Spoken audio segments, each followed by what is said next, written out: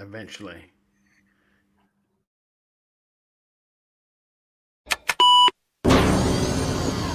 Your arms are just too short to box with God.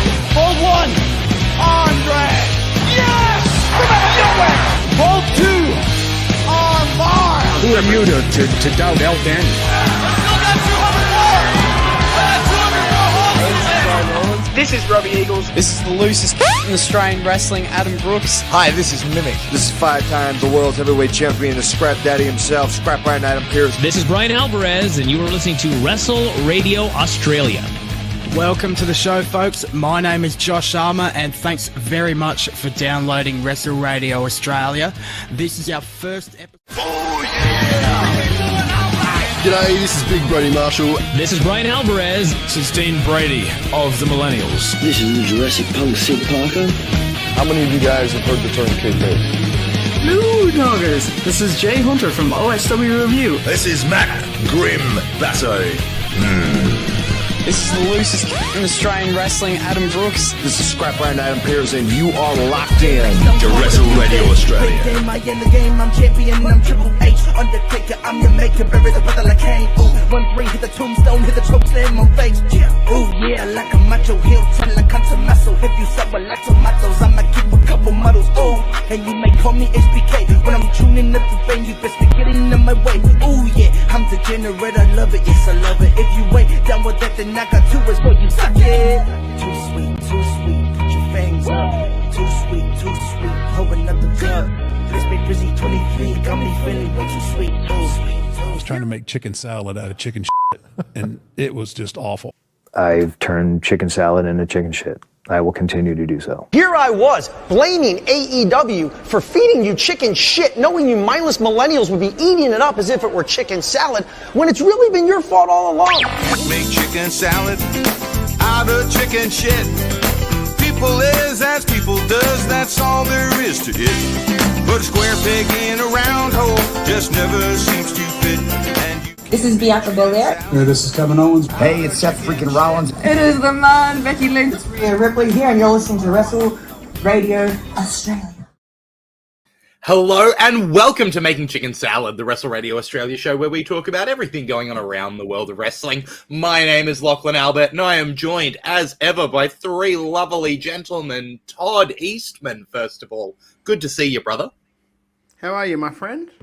I'm doing good. I'm a little sunburnt from teaching PE, but other than that, I'm doing great. We're also joined by Jeff Setti. Jeff, always good to have you on board. Thank you very much, Lachlan. I just had the visual image of you with the whistle around your neck going, come on, boys, another 50 sit-ups. Like, yeah, that's exactly right.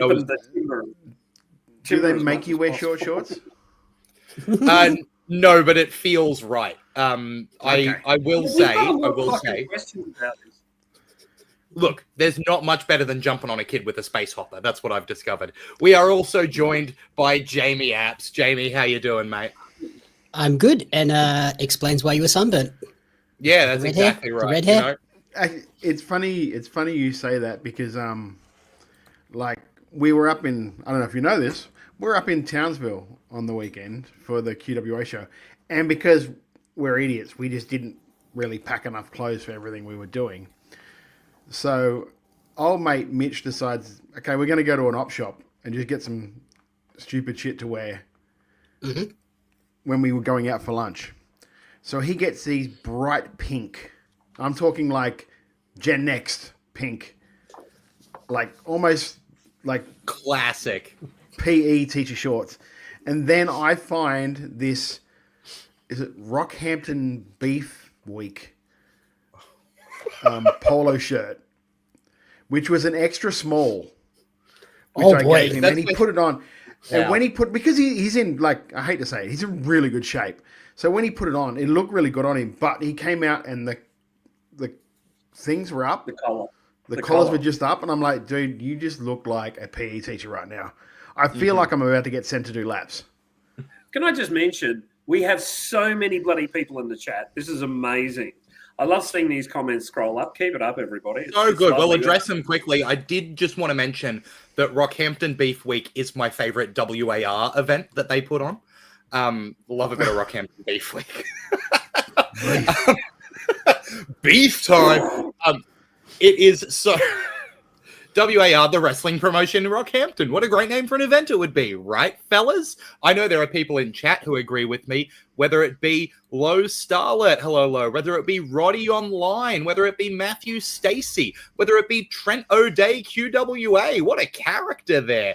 My calves were on display, Trent. It's the only way to do it. Apparently, Todd hates your calves. That's not what the note said, is my understanding. I said your calves weren't mid.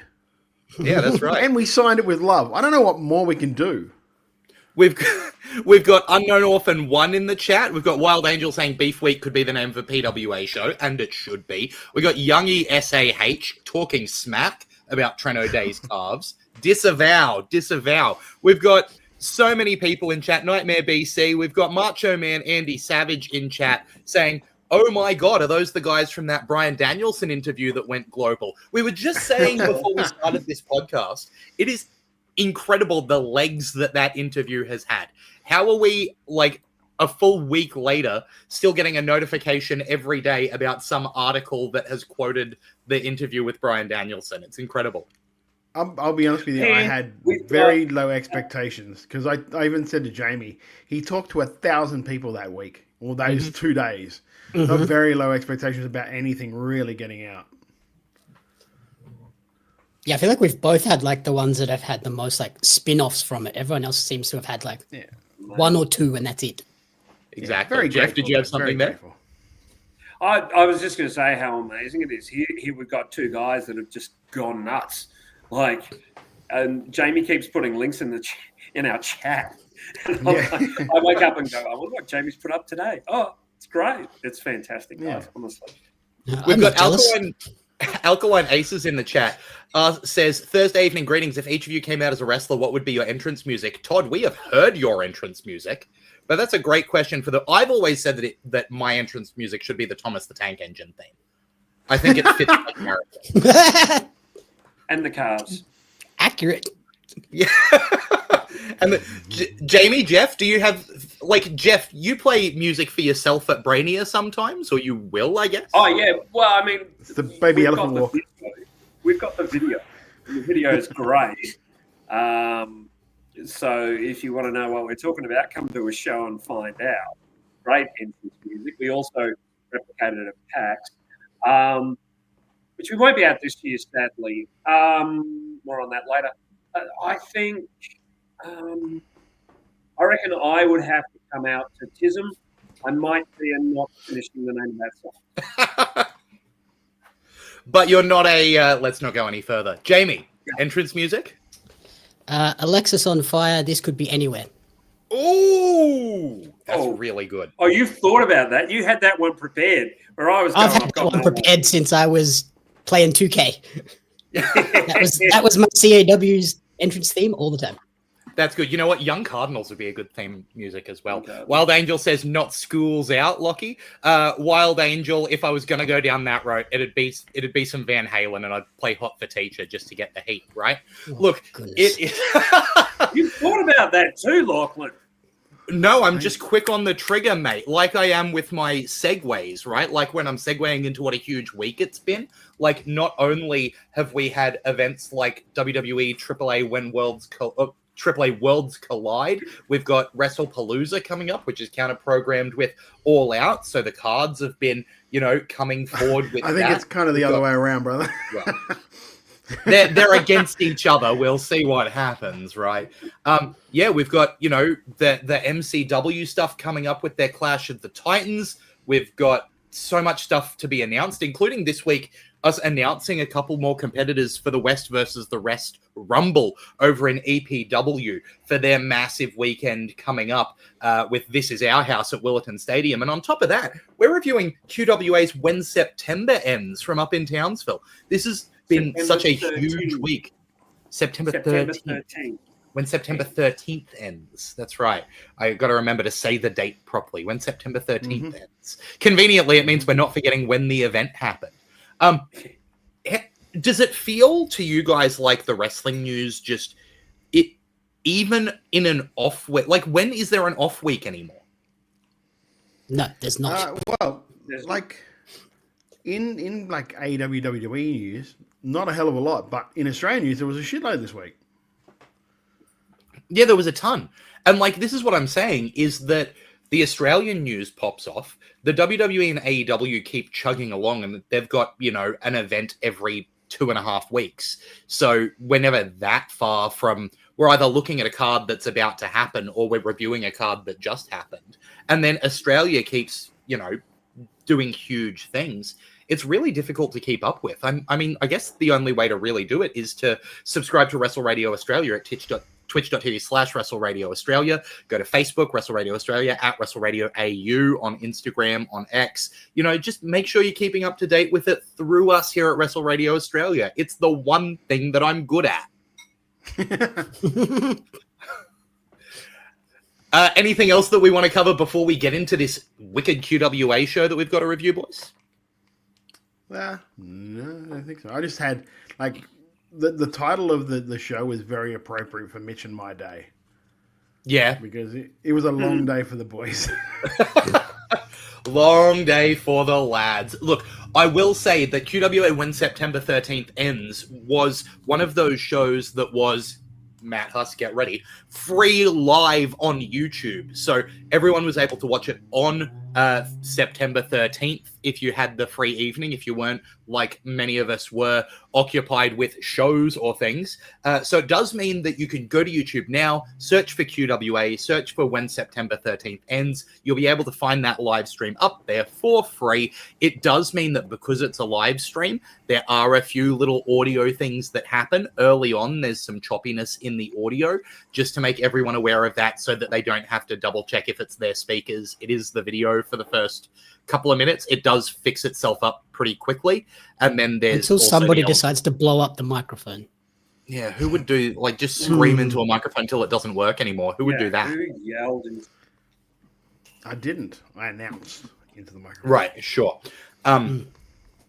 Because then it fixes itself up. The other issue to be aware of is that when you've got those live streams and they play a video in the building, you're going to get that weird audio played through speakers into a microphone back out through YouTube thing that happens. So just be aware of that. But they do a great job on commentary of letting you know anything you may have missed in those videos as well. So you're not going to miss out on storyline. And this was a show that did a really excellent job, in my opinion, of keeping the storyline moving while also getting a lot of work done in the ring. When September 13th Ends kicked off with, as were a lot of matches in this show, a qualifier for the Legacy Cup tournament in QWA. The first of these matches having Whiplash and Tim Burr. The twist in this one, special guest referee, Whiplash's partner in the Jade Crusade and co-tag team champion, Tim Hayden, wearing the ref stripes, unfortunately reaching a bit of an ignominious end when you had Trent O'Day and his partner in Violence Business, Sam Cannon, reveal some backstage footage about Whiplash talking smack about Tim Hayden, leading to the tag team not getting along so well, and Tim Hayden making the 3 count in favor of Tim Burr, who is still one of my favorite gimmicks, at least in Queensland, potentially in Australia, maybe even the world. He is a lumberjack who comes out with an axe, and his name is Tim Burr. That's just good stuff. That's just good pro wrestling. Jamie, what did you think of Tim Burr and Whiplash with Tim Hayden refereeing? I like this. It was a good, solid opener. Really good use of Tim Hayden as the ref. Like, I really liked the way they approached that, with him taking it quite seriously, and it was just him conveniently getting out of the way and helping Whiplash bend the rules by, I'm just looking over here accidentally for no reason. And yeah, I loved the way they did that, which ended up leaving for that revelation at the end, which left things going a bit haywire for them, rather than just, oh, look, dodgy ref gets the guy, his best mate, the win. And I also think that doing the guest referee spot here and then continuing to have Tim Hayden in that ref gear for the rest of the show is really clever, and something I'm shocked that I haven't seen before. Jeff, how did you get along with Tim Burr and Whiplash with Tim Hayden guest reffing? Yeah, much like Jamie, I thought this was really good. One thing I noted was they had slightly different styles, and they blended to get them together really, really nicely. So Whiplash is a bit more of a high-flying technician, where Timber's just going to kick your fucking head off, does it really well. Does that kind of gimmick really, really well, and is a good baby face, like really solid. Whiplash is a great heel. And Hayden played into it just being a dickhead. But those styles, I just keep going back to it. They work well together. And I could see this again easily in about 3 or 4 months and, or 3 or 4 shows, and it would feel fresh because they work so well together. I really like this. Yeah, absolutely agree. Now, we know that Todd was on this show and had a lot going on, so I'll just check. Todd, have you managed to catch this match at all, or was it all caught up in the craziness backstage? I saw a bit of I saw like a fair bit of the match. Whiplash has got a ton of potential. Oh yeah, he has a ton of potential. So that's someone there that I think QWA really need to look after. Because he's got that thing where you could see in a year or two him being up in that main event area with like Seth and Sam and Trent. You know what I mean? Like he's got that in him. Yeah, and Trent O'Day in the chat with the crazy revelation that both men have less than 20 matches each, which is super exciting. For both of those men to be that early in their career, like that's incredible. You can't really tell. No, Jeff, what were you going to add there? No. I was going to say the commentary work on this show was certainly very interesting. Yeah, no, like to take that seriously, I'll talk more about it later. Really enjoyed Ultra Love and Trent O'Day on commentary. I've spoken about Ultra Love on commentary before, especially the last show we reviewed where Ultra Love was on the headsets with Bojack, and you end up with having an active competitor on commentary makes a lot of interesting situations where storylines get to crisscross around that wrestler. And we saw it a lot here with Trent, where people would come out and interact with Trent as he was on commentary. I think it's really neat having Ultra Love as a consistent person there to have the wrestlers bounce off. I don't know about having... I also appreciated being called your boy, by the way, Trent. Yeah, that's right. Big shout out to Trent O'Day, who gave love to just about everyone on the Wrestle Radio Australia team. So thank you there, Trent. Yeah. We adore you. I'm repping your boy right now. So, much love going out that way. Todd, I see you just nodding and shaking your head there. I'm not mad. I'm just disappointed. That's all. Yeah, I've done nothing but be nice to him. So. Todd's not jealous. No, I'm not. No, Todd's not jealous. I'm not mad. I'm just disappointed. I told you. That's right.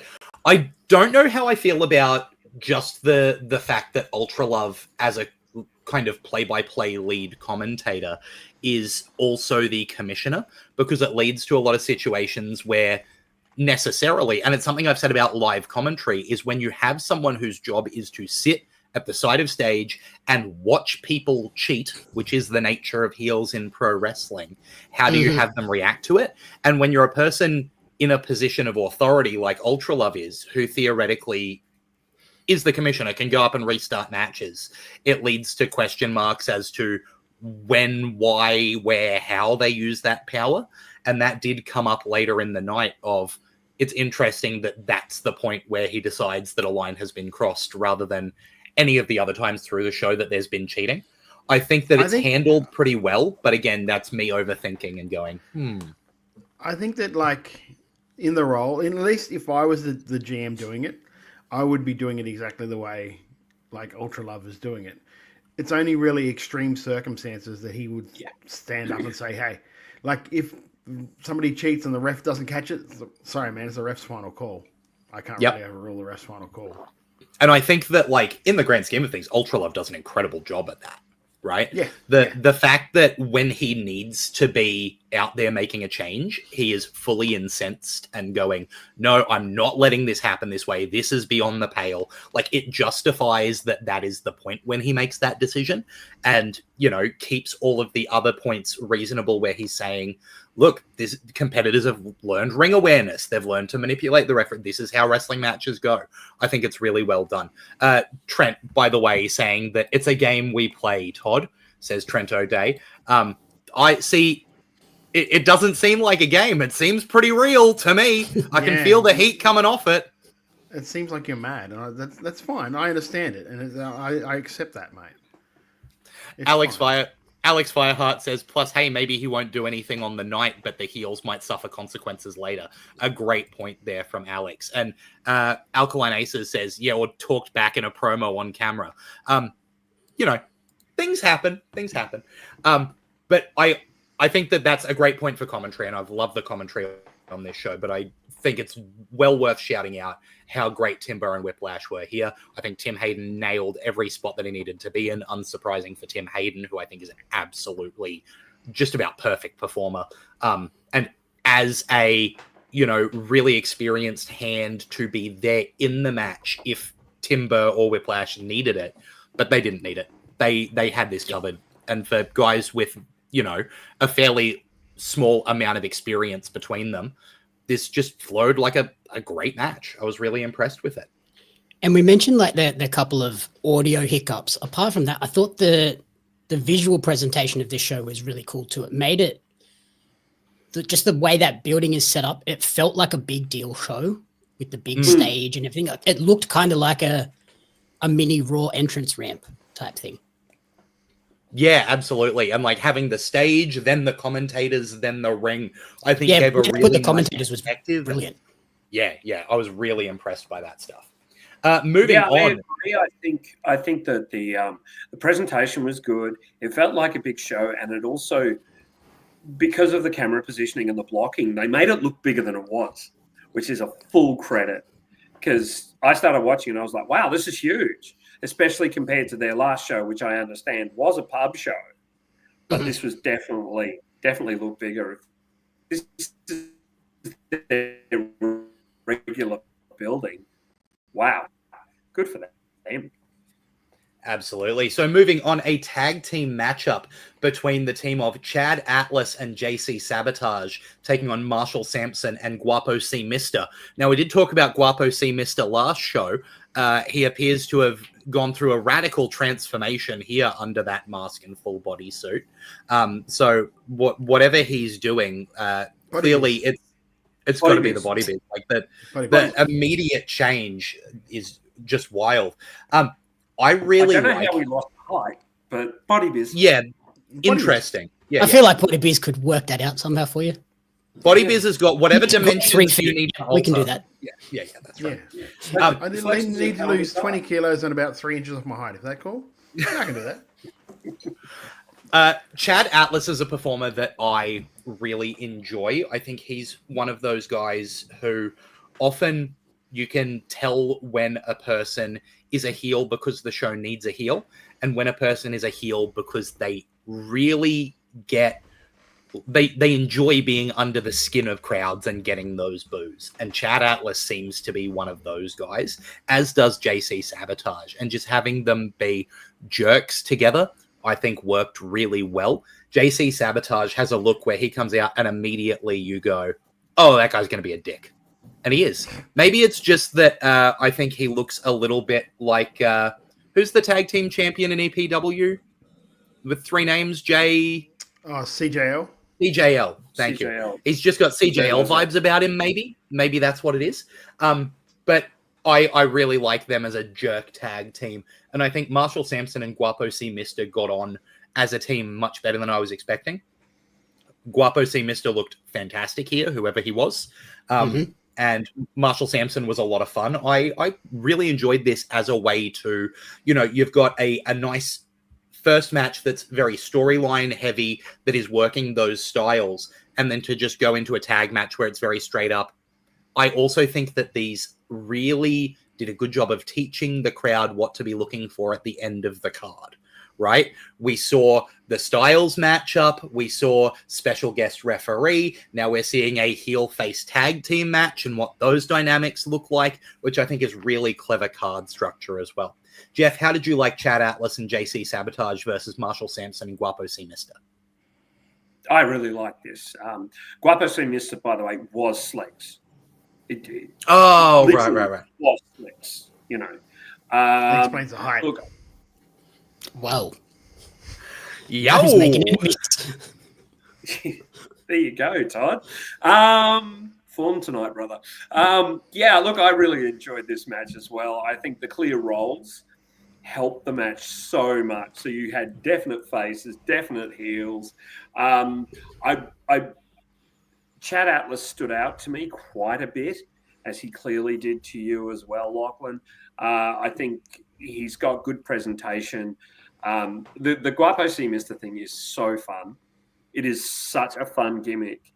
That's just a hoot. Really, really big on that. And I thought that these four worked together quite well in what was a relatively short match. It wasn't, didn't drag at all. It moved along at a pretty fast clip. Yeah, it kept the pace. I'll also say that I really like that the joy of Guapo C. Mister a lot of the time is through commentary, and those guys, we saw it here with Trent happy to list off the languages that Guapo C. Mister knows, including ancient Aztec. Like, that stuff's just a lot of fun. Todd, did you manage to catch much of this tag match? No, I'll be honest with you, I did not. That's all good. But Jamie might have caught some of Guapo C. Mister and Marshall Sampson, unfortunately losing to Chad Atlas and JC Sabotage. What did you think of it, Jamie? I really enjoyed this. And yeah, that heel tag team, I thought they did such an awesome job of just, like you said, being jerks and feeding on the energy of the crowd and really getting under their skin, but also physically cutting off the ring.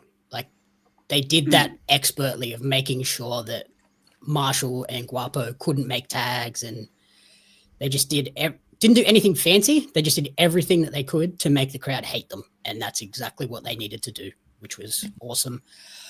Scary little moment at the finish with the sort of slip on the rolling rebound clothesline, but I think Chad immediately worked that into the storyline of the dissension and, what did you do that for, you idiot? Like, you stuffed up our finish, and it's just very well done to not get flustered by that. They could have quite easily gone totally off the rails with that little mishap.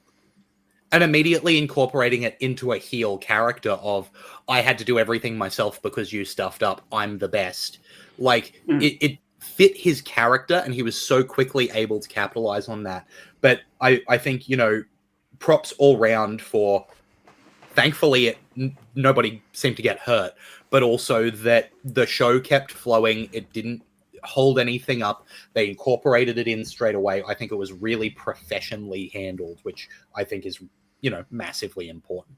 But I think that speaks to the training at the QWA Academy of people knowing what to do in those situations when something goes slightly off. Just go with the flow, get into the next part. Don't dwell on it for too long. Absolutely. And I think it's worth, acknowledging that the QWA team up there, across the board, the training school, the production that we've been talking about is really high quality. And the fact that they've been able to work with other promotions as well, like this following match wasn't for a QWA championship. It was actually for a Wrestling Allegiance Rockhampton championship, with the War Central Queensland champion Angus Sharp managing to retain against Sam Cannon, with Freak Nicks on the outside behind Angus Sharp. I personally would have liked to have seen Freak Nicks be a little more involved in this, but I understand that later in the show, you have Angus Sharp coming out with Freak Nicks, and you don't necessarily want to set the precedent that the person on the outside is going to interfere if that then doesn't happen later. So I'm all there with that. Man, I could watch Sam Cannon wrestle all day in whatever kind of match it's going to be, whether it's against, technical marvels like we might talk about later, or whether it's against other big beefy men like this match with Angus Sharp. I think he he's so good at every style and incorporating it. I think heavyweight hybrid is such a great nickname for him, because you saw that here where Angus Sharp is a big, beefy boy, and Sam Cannon almost gets to be the agile one in that situation, even though it's big, beefy men slapping meat. This is exactly the kind of match that I really like in the middle of the show. You know, we're not doing the heel face character stuff that we just did. We're not doing the, you know, flippy technical stuff that we've got coming up later. We're going to have a hard-hitting big man match to keep everybody engaged and happy. I thought this was fantastic fun. Jamie, what did you think of it? I also enjoyed this. Yeah, big beefy boys slapping meat is just the first thing I wrote down. But the thing that really stood out to me was Sam Cannon having to work from beneath was very unique. Like, he's generally always the bigger guy. So for him to have to kind of go in there and work as the smaller guy getting beat down for the majority of this was a nice new look at him. And I thought he did an awesome job of selling that and making it look authentic, that, yeah, I might be huge, but I'm getting beaten down by this guy who's a champion in another promotion. So we are trying to highlight that this isn't just a random guy coming in. He's their top dude, so I shouldn't be beating him cleanly, which was very well done. Yeah. Jeff, what did you think of this matchup here? So much to like about this. This was really good because it didn't fall into chop, power move. It stayed very smart. There were chops, there were punches, there were power moves, but they were interspersed with a lot of technical and some surprisingly high-flying wrestling. And I thought that made the match zing. Like, it really zinged for me. Angus was kind of the heel, but then the crowd didn't outright hate him. They kind of, they respected him, kind of thing, I felt from the crowd. You could tell the crowd loved Sam Cannon, and the fact that Angus Sharp was on the other side of the ring made him the enemy without them disrespecting him. Yeah, exactly. That's a great way to put it, Locke. Just terrific. Just really, really good. Sam lost nothing, and obviously is involved again later, but he lost nothing in losing that match. I would even argue he maybe lost because less than nothing. Hung in there for a fair amount of time. Yeah, there's like things to be gained from having a guy who in commentary acknowledges that he wrestled on the pre-show, right? And then he's getting in here with a champion, trying to take down a champ, and, managed to look strong the whole match and, take the loss, but look good in it. Alex Fireheart also mentions that if nothing else, Freak Nix was definitely working the crowd. So even though she doesn't get directly involved in the match, she still had the crowd on her. That's an absolutely great point. Alex Fireheart also says that hit from Angus to Cannon's back on the outside. God damn, loud as hell. Yeah, this match sounded like a shotgun. Yeah. Yeah, there was no holding back in this one. Yeah, Todd, did you manage to catch any Angus Sharp versus Sam Cannon? Interrupt if you feel the need. Yeah, no. No, I haven't. That is one of the matches, though, I do want to go back and actually check out. I haven't had time to, just because it is like big meaty men slapping meat. I'm a massive fan of Sam's. Not so much after the weekend, but massive Sam. Yeah, so there's one I'm definitely going to go back and check. Yeah, absolutely. And Angus was great too. Like we praised Sam. Angus was just as good. He did a fantastic job as well. Sam wasn't wrestling, a schlub here. He was wrestling a guy who's clearly got a lot of chops and is someone I'd like to see again in the future.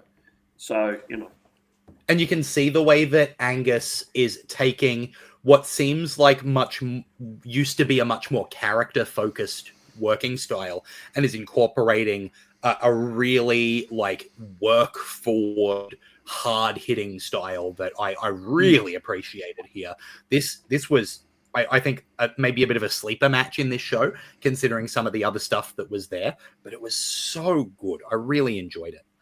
Moving on from this, after intermission, we had a little bit of a segment with old Sugar there with his mate Bojack, which led to Bojack setting out an open challenge and being challenged by Greenstone, making his singles debut in QWA.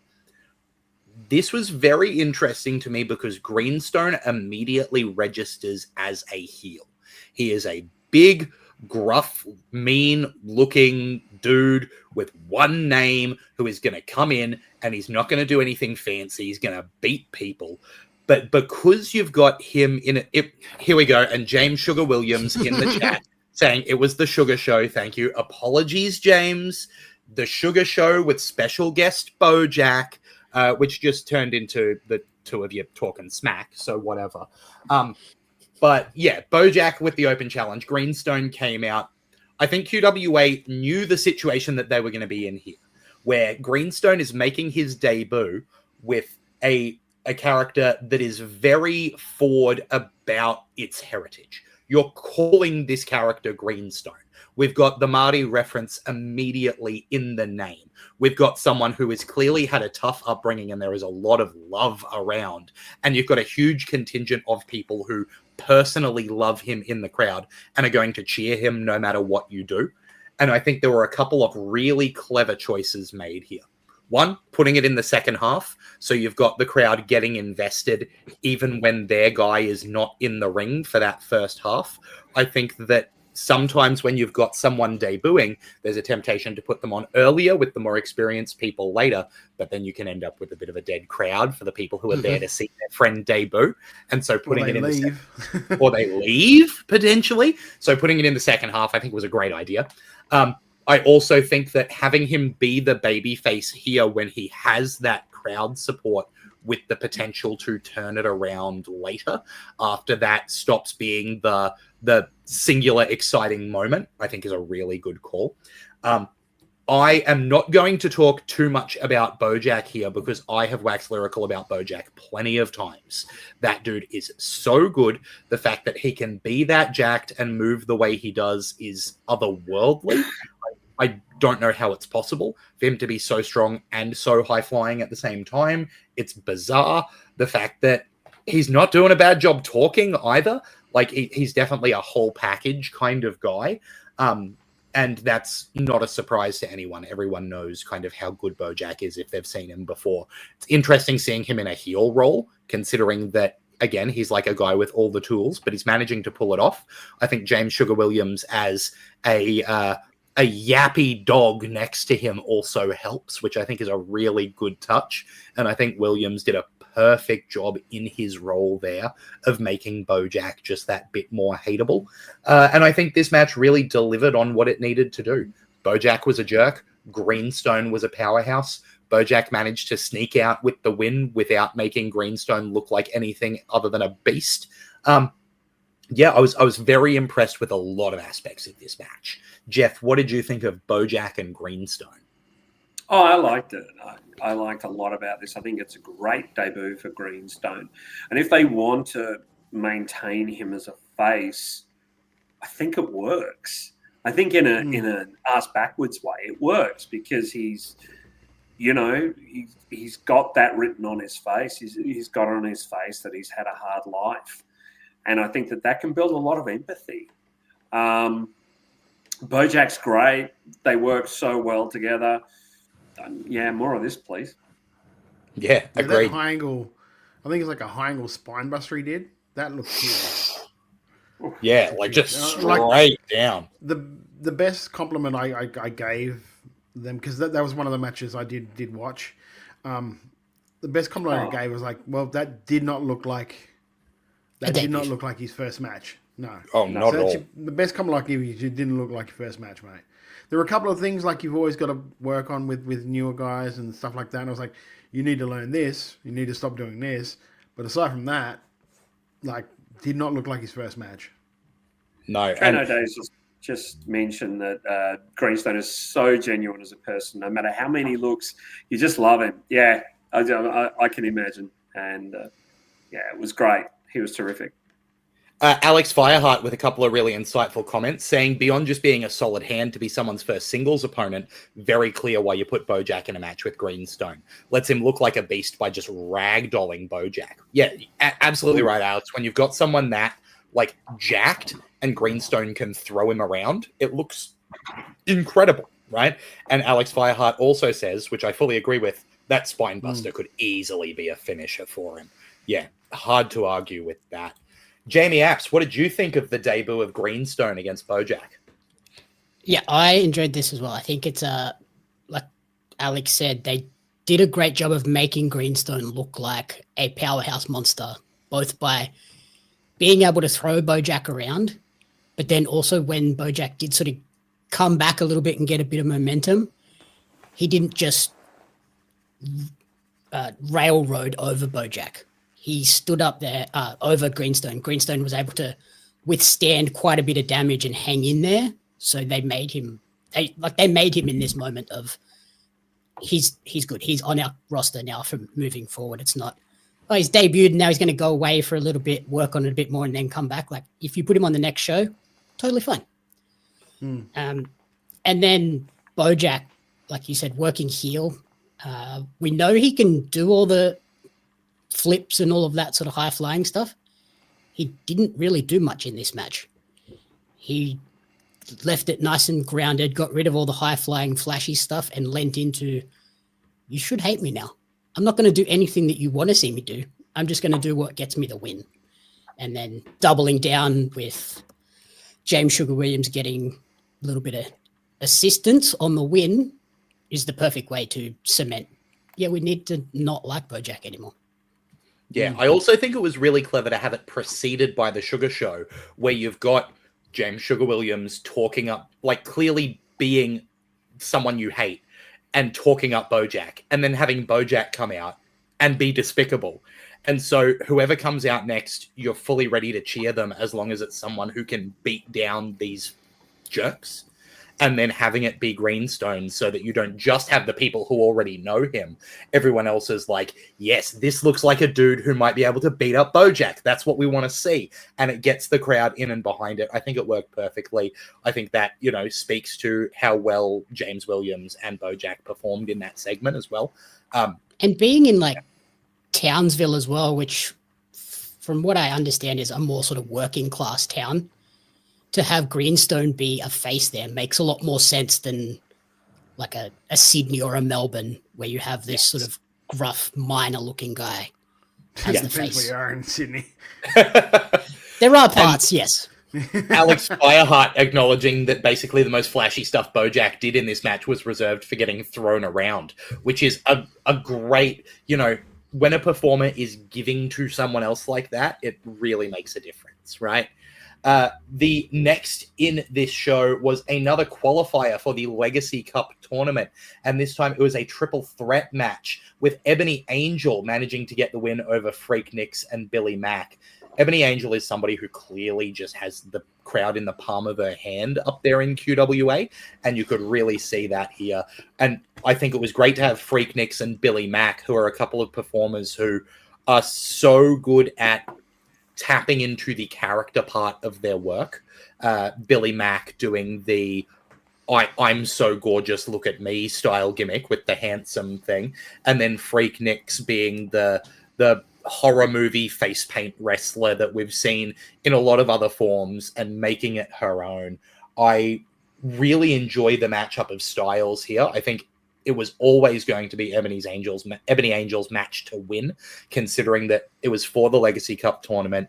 She's a big-time baby face up in Townsville. You've got Freak Nicks and Billy Mack, both from kind of out of town. Freak Nicks from Rockhampton, as far as I'm aware, and Billy Mack from Southeast Queensland. So I don't know that it was a huge surprise that Ebony Angel came out on top, but she looked good doing it. She looked like she needed to use knowledge of wrestling ability. Freak Nicks and Billy Mack looked like opponents who could genuinely win a match. So it wasn't just, oh, Ebony Angel got lucky. I think there was a lot to like here. Jeff, do you agree?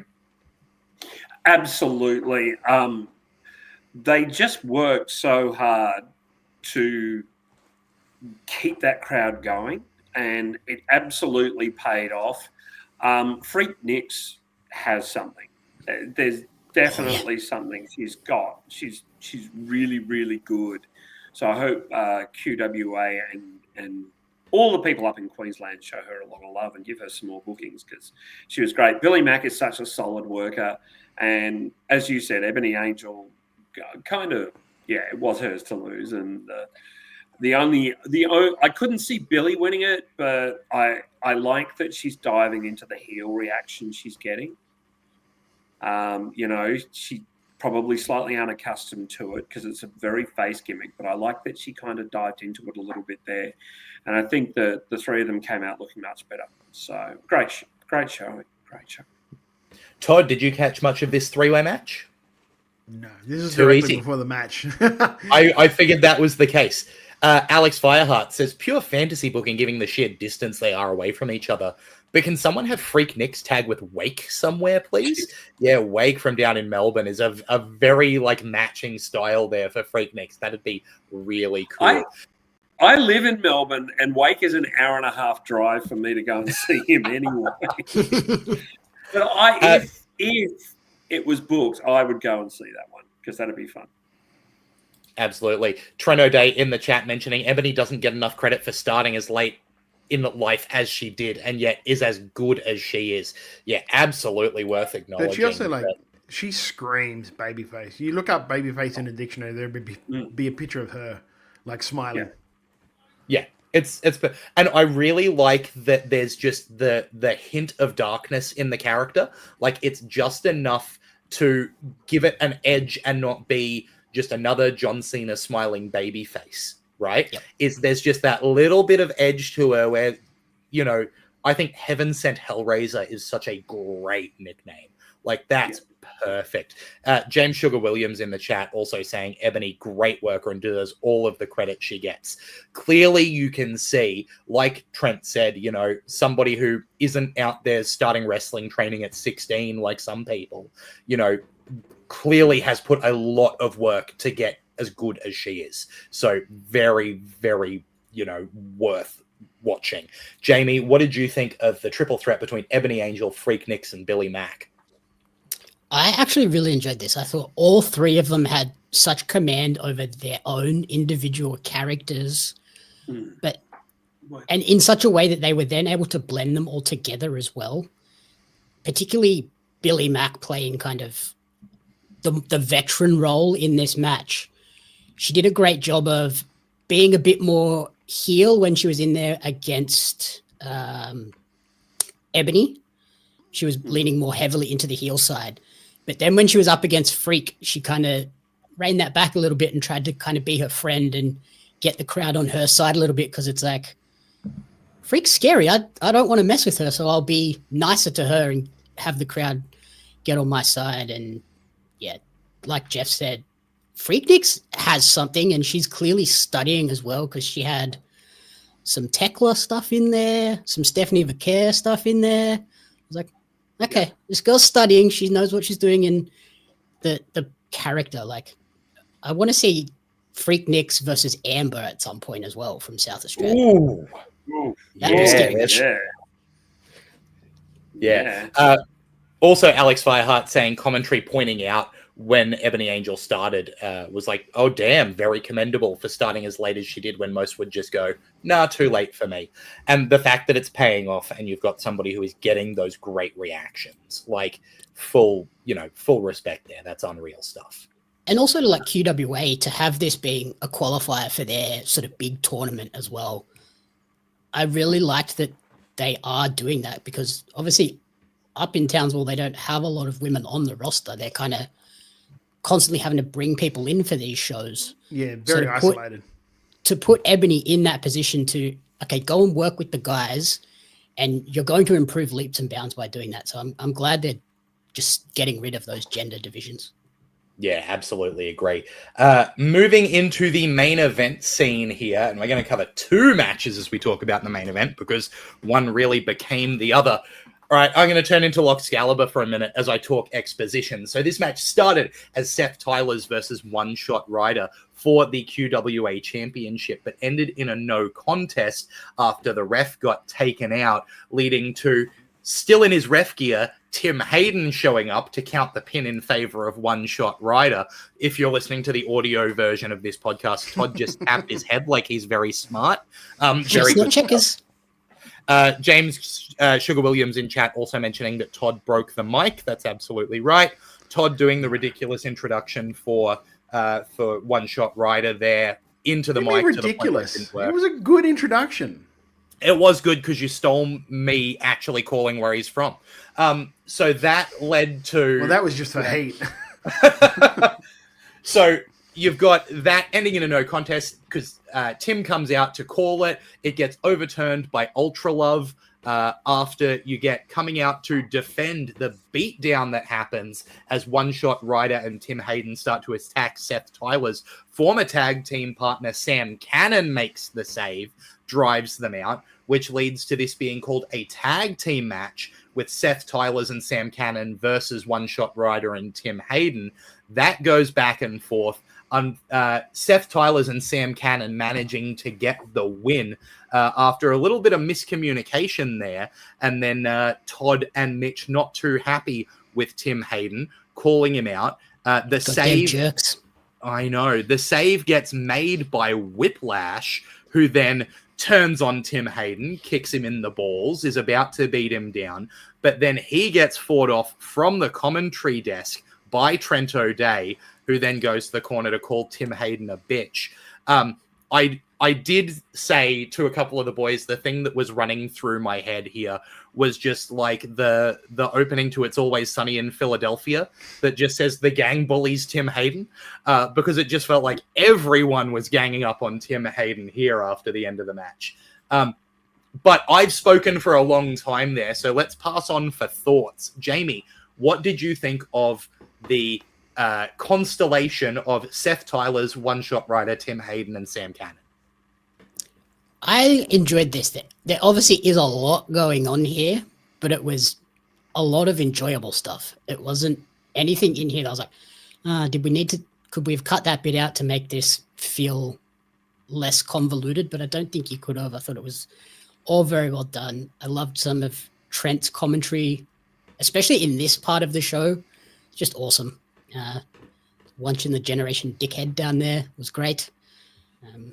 And I loved his Simpsons-style comment of anytime that there was praise for anybody else, Trent just spun it back and it's okay because I already did that. So it was just like the Simpsons did it thing.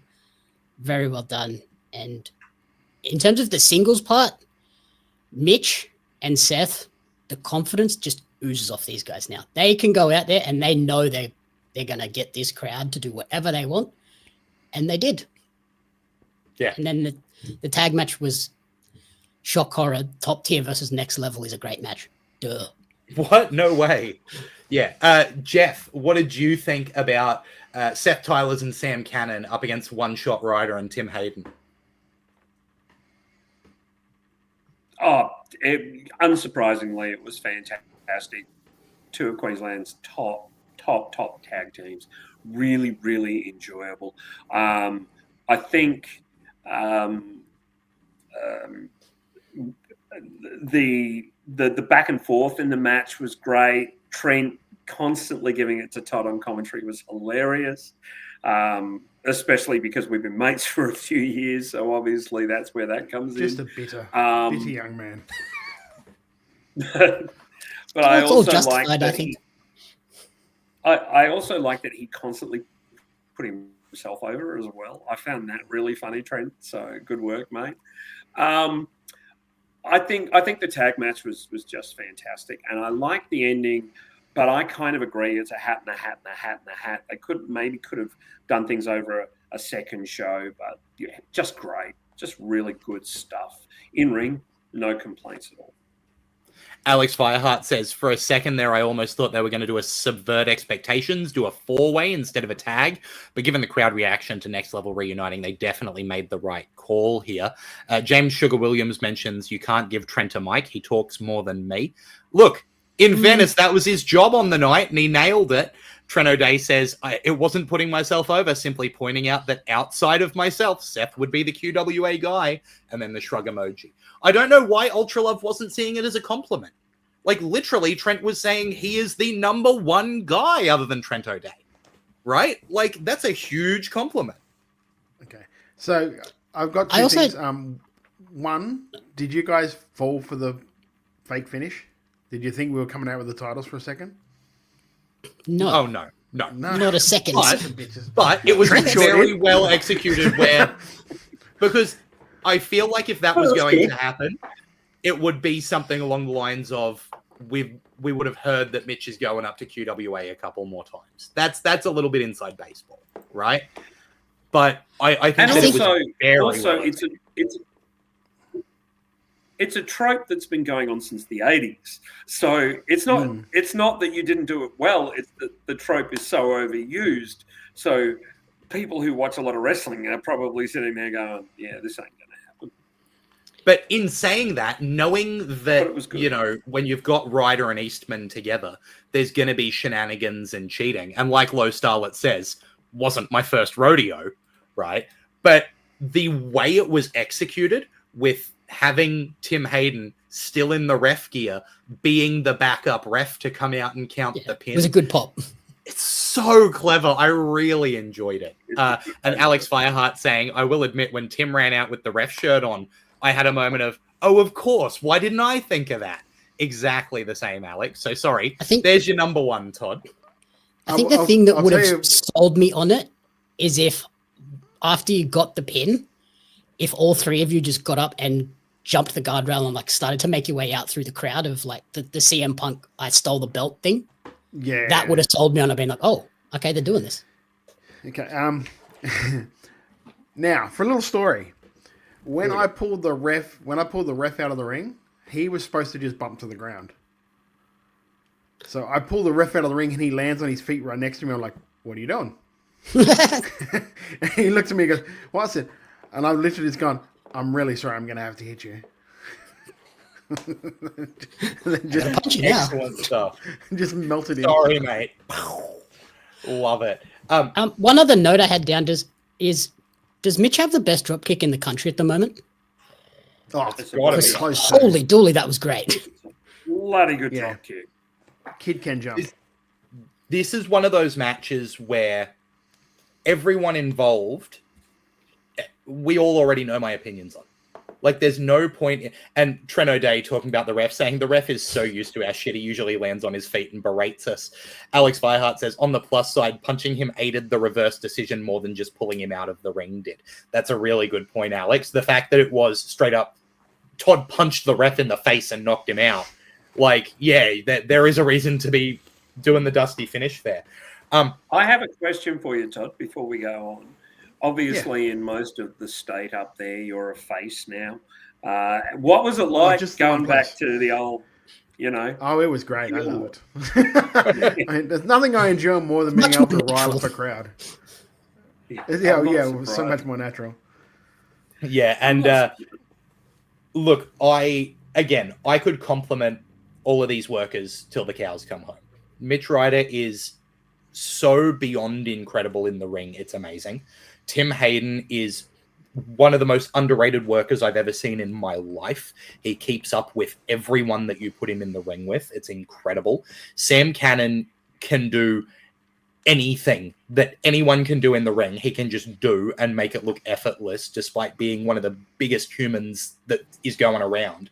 Seth Tyler's, like, calling him the Renaissance Man is not just a gimmick. He can do it all. He has been there grinding it out since he was a kid and just nailing everything that he does. All just everyone involved working to perfection, even adding in the extra people who came out. Whiplash looked like such a dick, like, and carrying both the titles out, saying that he is the tag champions, like, and then Trent O'Day, like, and again, I know that I don't shut up about how good I think Trent is.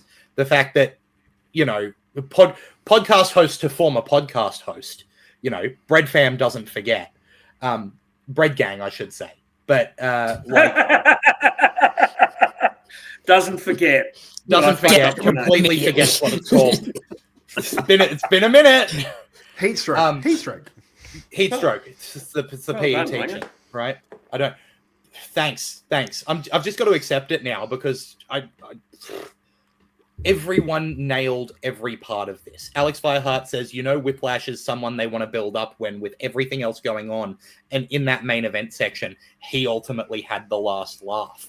Like when you've got someone like Whiplash holding his own with Hayden, Ryder, Cannon, Tyler's, O'Day, like when you've got those people in there and Whiplash has less than 20 matches under his belt and he can be there and hold his own.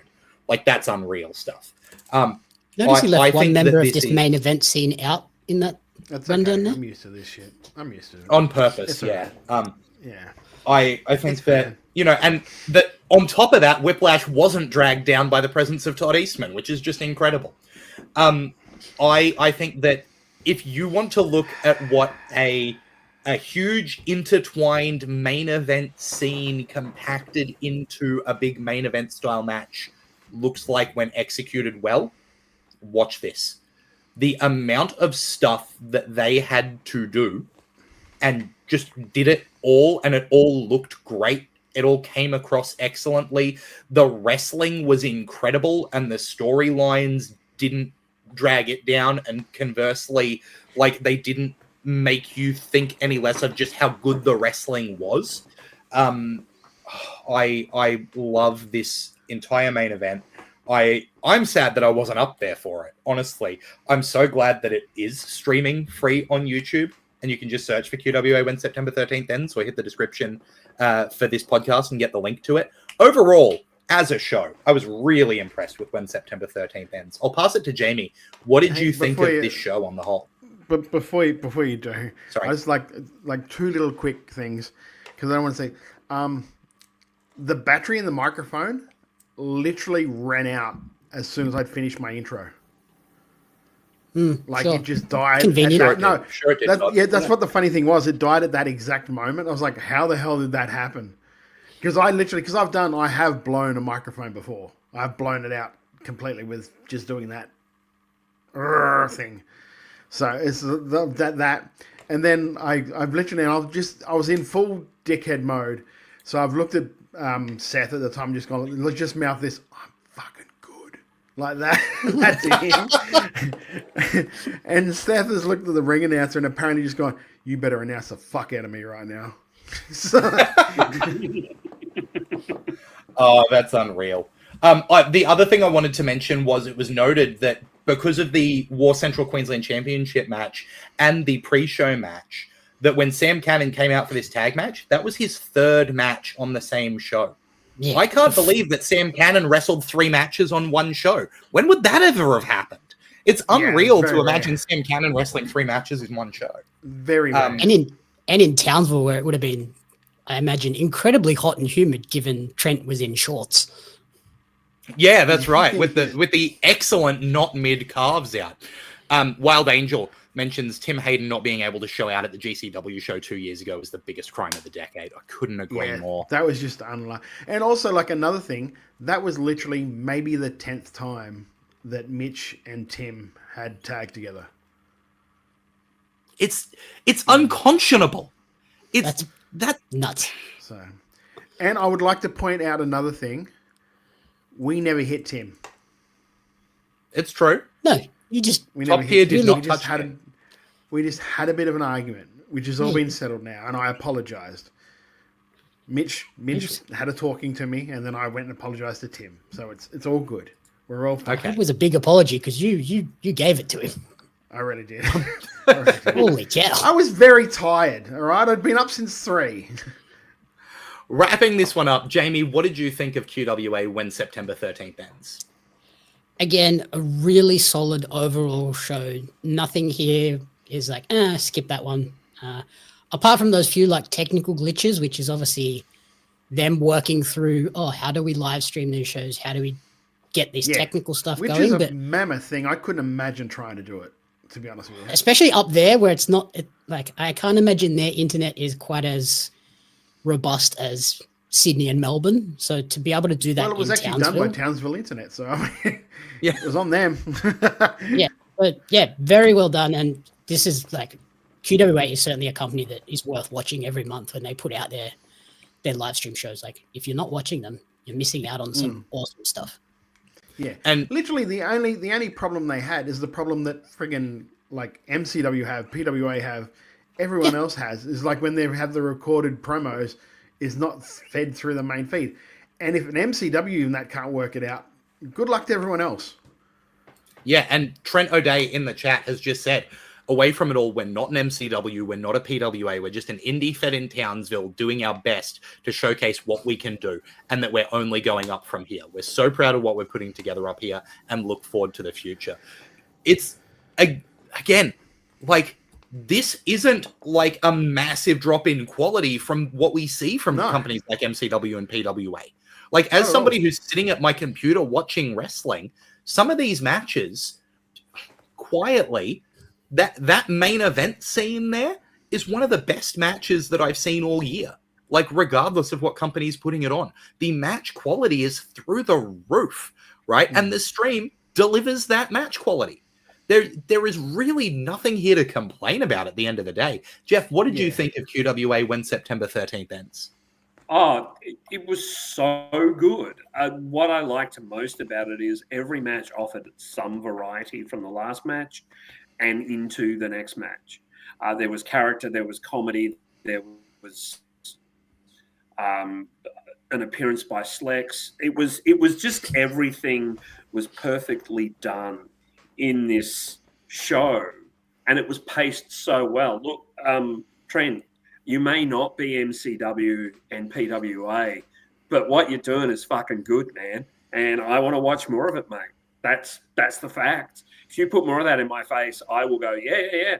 Todd will say in about 6 weeks, you'll go, hey, let's look at Hardcore Halloween, which is QWA's next show on November 1st. Tickets are on sale now. queenslandwa.com.au. I would be really enthused to watch that, and I think that would be lovely. So that's kind of my appearance. But just make sure you get rid of that dickhead outside the ring on that main event. He was giving me the shit. You leave Stella alone. I mean, Freak alone. East Todman or whatever he's called. Or Sugar.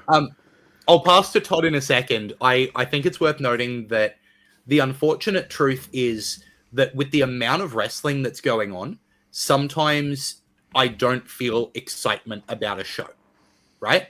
We watch a lot of wrestling, and it happens where we get to Thursday and I'm like, oh, I've got to get home and actually watch the show before we do the podcast about it, because there's just so much wrestling that it becomes another bit of wrestling that we're watching. And this wasn't that. I was sitting, was it Tuesday night? I was like, yes, okay, free night. I get to watch this now. And I sat down and it's so great and refreshing to see a show where the matchups are all exciting in some way. The storylines feed through the show. The wrestling is all top quality. And I could just feel the excitement for it. It was great. Todd, as somebody who was on the show, or Jeff, did you want me to pass to you first? Just before you go to Todd, one of the things that excited me most about this, and we kind of touched on it through the review tonight, is that everyone new or established has a really firm character and a good grip and idea of what to do with that character and how to move. I mean, when you look at Freak Nix, and she's just got this presence and she's got her moveset, which mirrors others, but yet doesn't seem like an outright plagiarize, and they all suit her character. Really, really strong.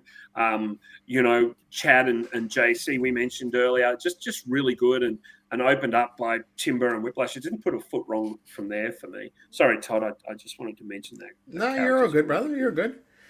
Yeah, Todd, as someone who was feeling the heat in Townsville at this show, what was the vibe like in the building overall? It was great. One thing I do love is that, QWA have a really good team atmosphere behind the curtain. It's a really, really good like company, like to be like a part of, even though you're just visiting, to be a part of. There's enough guys in that company too that are genuine friends. That it didn't feel like we were just coming in to do a one shot and then leave.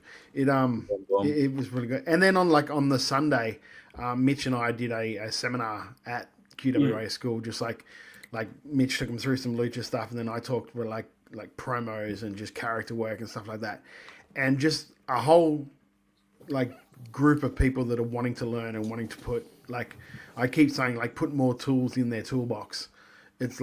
It's really encouraging to see that, and I sent them a message afterwards, like the guys in charge, saying, you've got something up here, just keep at it, because it's really good. Yeah, and it's impossible to deny that when they put on a show like when September 13th ends.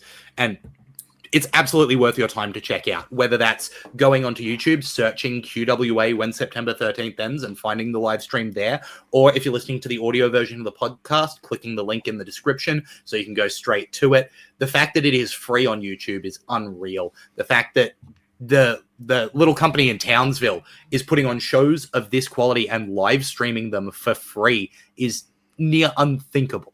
Like the quality of QWA is absolutely fantastic, and it's just worth getting amongst, as is, wrestling around Australia at the moment. It is getting so damn good, and you can catch wrestling whatever state or territory you're in. There's wrestling coming this weekend. For this list, I'm going to shout out Michael Lee at the Australian Wrestling Community Facebook page, who always gives us a hand in getting these rundowns to us. So you can see this weekend, if you're in New South Wales, VCW, Vulcan Championship Wrestling Australia, has Road to Vulcamania on Saturday, September 20th. And then on Sunday, September 21st, Australian Wrestling Superstars has the Lugano Community Fair.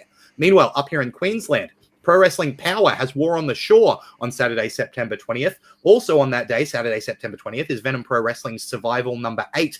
And QWA are backing it up again this weekend with Bushland Beach Kids Festival. I'm sure that will be a delightful show there. Down in South Australia, Riot City Wrestling's Mean Street Mayhem number 62 is proud to present Matt Hayter the Musical on Saturday, September 20th.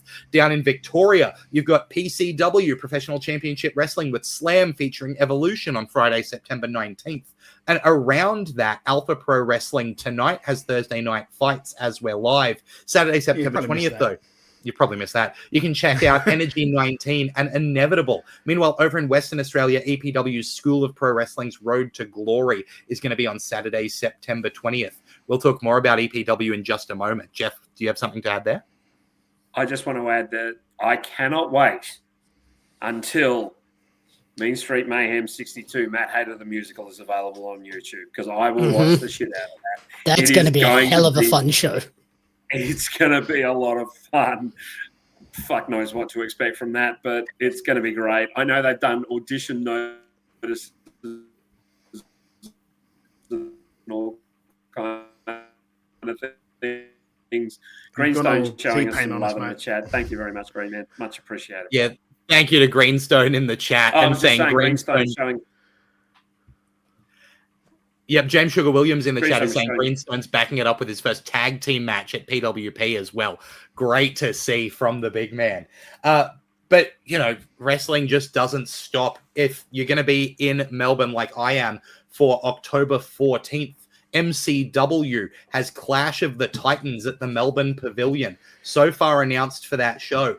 Jarvis and Caveman Ugg taking on the Icons Robbie Thorpe and Lucky O'Leary. You've got Adam Brooks versus Ricky South. You've got a contract signing between Tuckman and the Clydesdale. And a match that'll go smoothly.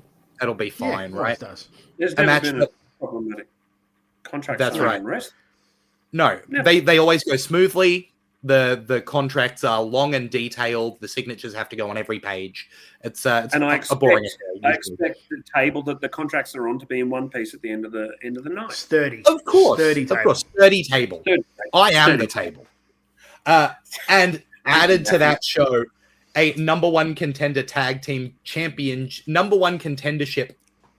My goodness, what am I on tonight? A number one contendership match for the MCW Tag Team Championships with the Natural Excalibur to Mark Adamley. The Natural Classics taking on the Physicals. You want to talk about like guys who we talk about being some of the best in ring and guys who we talk about being some of the best with character, like Natural Classics and the Physicals. What a matchup that's going to be. That's going to be a delight. Visit mcitywrestling.com.au/Titans to register for details for that one. And while you're there, go to mcwtix.com.au. That's mcwtix.com.au.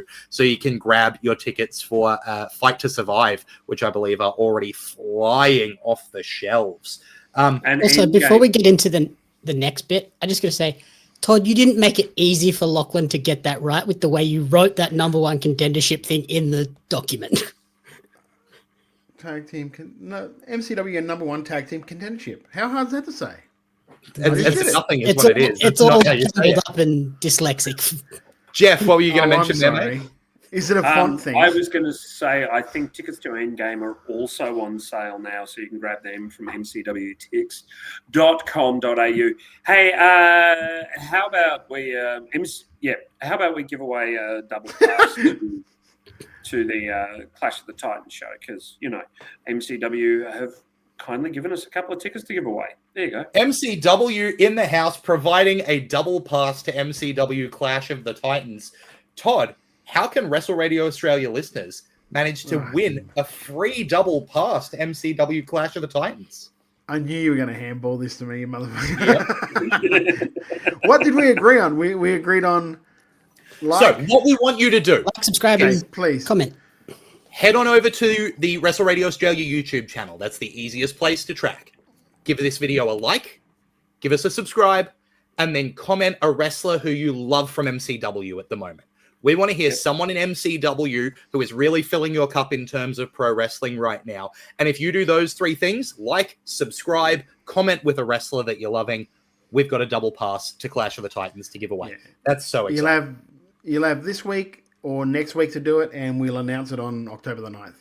So get in before October the 9th. I mean, just get in now. Do it now so you don't have to think about it. But on the October 9th... on both episodes. Yeah, I mean... Yeah. Double your chances. Double your chances. Why not? There you go. So make sure you get that done so that we can announce a winner and give away that double pass on the 9th of October. That's not the only... Thanks again to our friends at MCW for supplying those tickets to us. We really love doing this kind of thing. So we're happy, if someone else wants to go, hey, we're in Queensland, we've got a couple of tickets, here you go. It's just get in touch. Get in touch with us. And it's not like MCW have tickets just falling out of their pockets either. No, that's absolutely true, right? This is the kind of show where tickets are in demand. Like, you're going to want to get a hold of these things. And, when you are there, say hello to Jeff and I. We're both going to be at the show, right? This is the kind of show that is so exciting that we are going to get, and I mean, like, it's MCW. Every show that they've been putting on recently has been of such insane quality that, like, how could you not want to go along? Like, especially with the matches that have been announced so far. Absolutely. Like, make sure you like, subscribe, and leave a comment so you can be in the draw to win that from our friends at Melbourne City Wrestling. And thank you so much to the MCW team. Speaking of huge shows coming up in the next couple of weeks in Australia, a couple of days before that MCW show, on October 12th, EPW are going to be putting on This Is Our House at Willetton Stadium. And it's one of the biggest Australian wrestling shows that maybe there's ever been. If you look at the fact that you've got a triple threat match with Rita Stone, Jess Troy, and Shay Cassidy. You've got a coastal title match, potentially Rogan Kargas, whoever's champion at the time, up against Matt Hayter. You've got a 6-man tag match with the team of TMDK, Slater, Pitt, Broderick. You're looking at a couple of semi-finalists for the Invitational tournament, along with the guy who looks like number one contender for the title, taking on the team of Hartness, Fantasia, and Blackwell, the other half of the MCW Invitational tournament semi-finals, and the EPW champion. EPW. What did I say? My goodness, EPW. Too much heat stroke, too much wrestling. Did I write that wrong too, Jamie? Shut up! Let's restate that one to be clear. TMDK, Slater Pitt Broderick taking on Hartness, Fantasia, and Blackwell. You've got the EPW Invitational Tournament semi-finalists on opposite sides, and the number one contender and EPW champion on opposite sides. Hugely exciting. As well as that, the OG TMDK, Mikey Nichols and Shane Haste, returning to Australian shores to take on ATO, always taking over. And in the main event, something that's going to have me tearing up, to be honest, it's inevitable. Oh, yeah. It's the last match of Davis Storm as he takes on perennial rival Don Morleone. That's going to be such a wild ride to experience. But physically, none of those are the largest match on the card because there's also going to be a 20-person West versus the Rest Rumble. So far announced for that are Edward Dusk, Tarlee, The Great George, Craven, Dean Brady, Robbie Hart, and speaking of Hart, the Dragon Heart, Kai Drake. We had the absolute pleasure of announcing Craven and Dean Brady as competitors in that Rumble last week here on Making Chicken Salad, and I've got a feeling that we might be able to drop another couple of names. Is that right, Todd? Yes, I got sent one of the names, and the other name I got sent in a message and got told not to open it until we announce it. Ooh. So we'll do the one that I got told ahead of time. So up next is the first for this week from the West of the entrants of Best of the West Rumble. Here we go.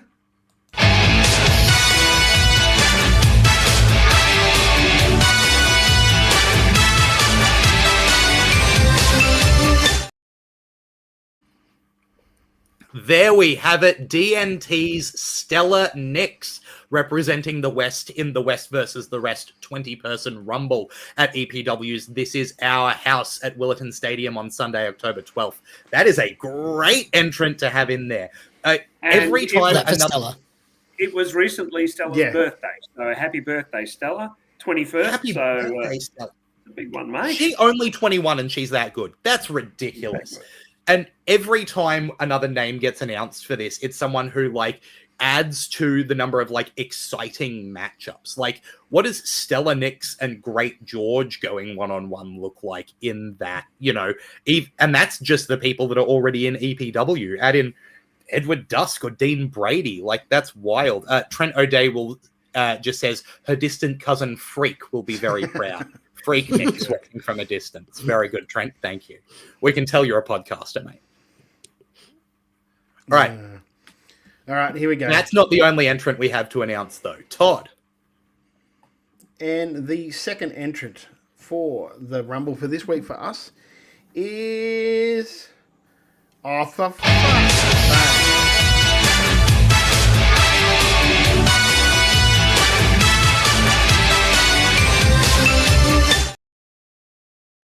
Well, there's our winner. There you go, guys. Entering on behalf of the Rest in the 20-person West versus the Rest Rumble at EPW. This is our house. It's a favorite here of most of Wrestle Radio Australia, Trent O'Day, who is in the chat saying sucked in Todd as we speak. Trent O'Day representing the Rest in the West versus the Rest Rumble at This Is Our House on October 12th. Trent, I am so glad to see is having an absolute blast watching Todd suffer through the fact that he had to announce Trent for the Rumble. No, I'm incredibly happy for Trent. I hope it all goes well. That is the most forced smile I have ever seen on a human being. No, I hope it's fine. I hope it's fine. I hope there's no delays in flights. I hope like everything goes well. Technically, what you're saying is nice things, right? Yeah, I think it's great. Like, it's great. He's worked very hard on his body, except his cast. And everything else, like, over the last while has been great. So, like, very establishing QWA, one of the overall standouts. Done great work. He's held just about every title in QWA, politicking. And, like, everything else has been great. He's just... It's going to be so good to see him over in Perth. And hopefully not come back. Trent O'Day has said, your winner is coming from the Rest, boys. I'm representing the uniquely violent and violently unique Trent O'Day as we speak.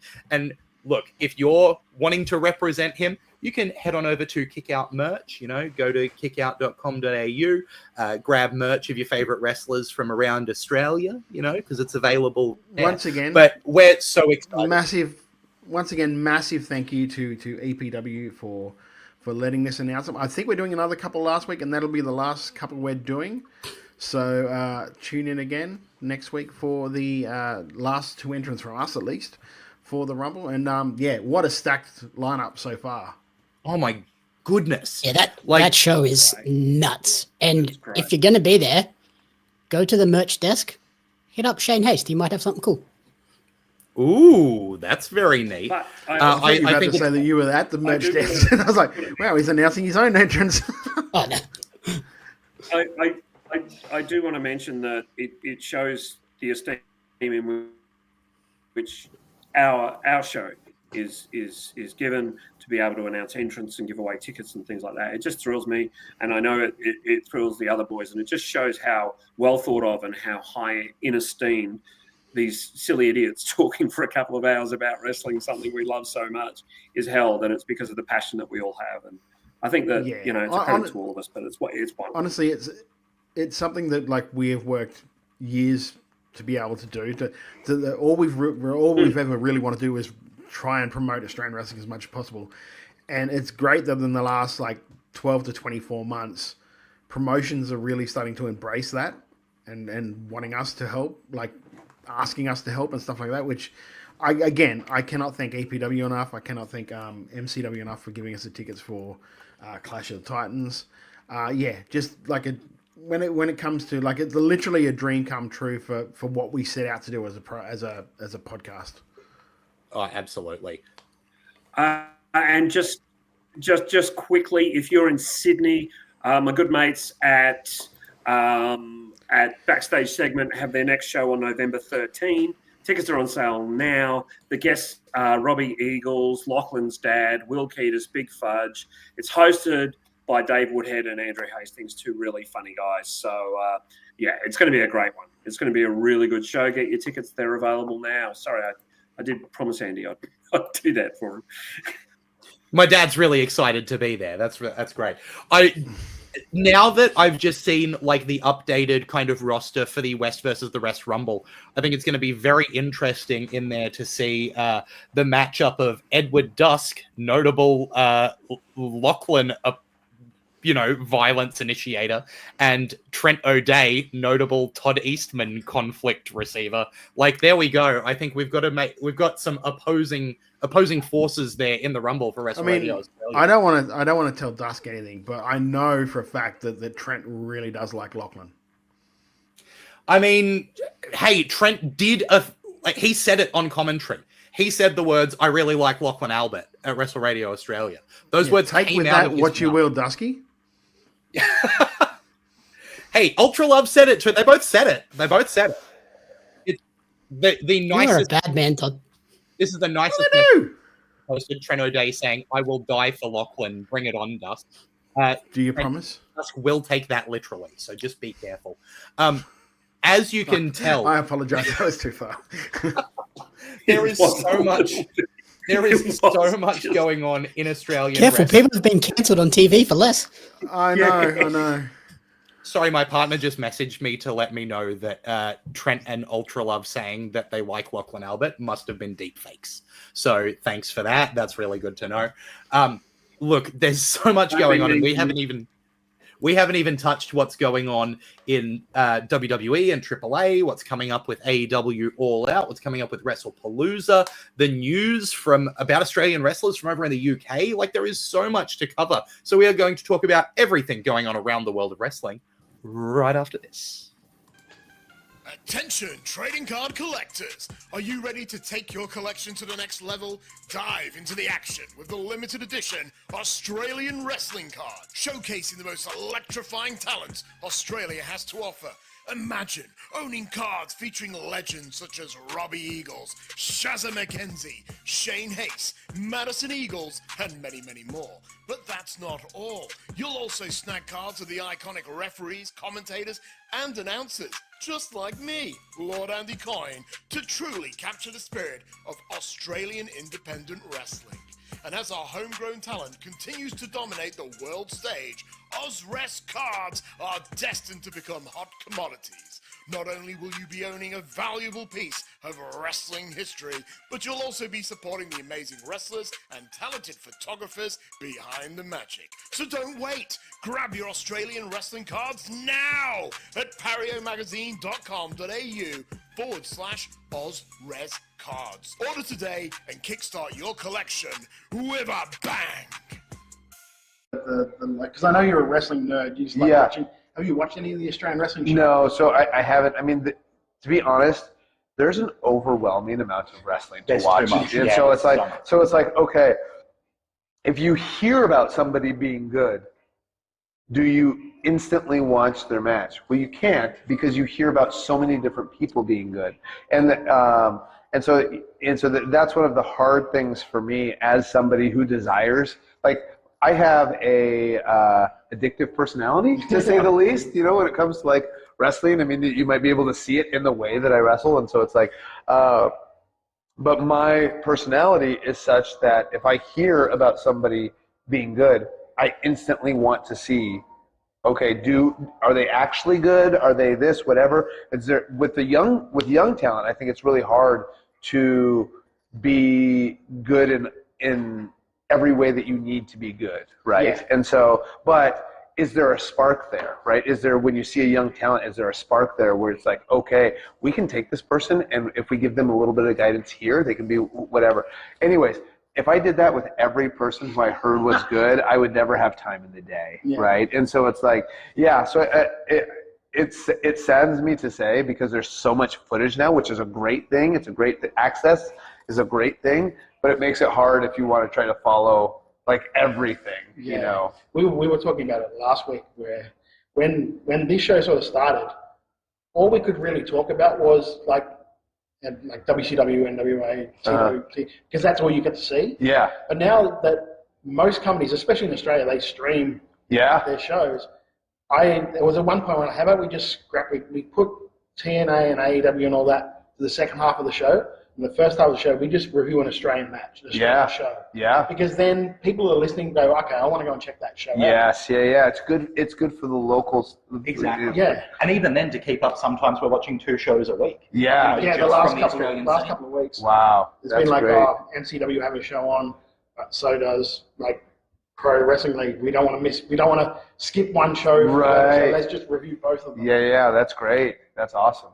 So yeah, it's just the wealth of talent, not only like in Australia but everywhere. But I think, and we've been saying for a while, like per capita in Australia, I think we have one of the strongest like crops of professional wrestlers coming out at the moment. Yeah. Just when you see how many are breaking through into the major leagues. Yeah. And I was kind of wondering about that, because it's not just in AEW, right? So it's like, obviously I'm here to promote AEW, to promote the shows that we've got coming up forward. But when you look at Rhea Ripley, right, and how big of a star she's become within WWE, I mean, it's not just an AEW thing, right? And so it's like, okay, there's clearly something.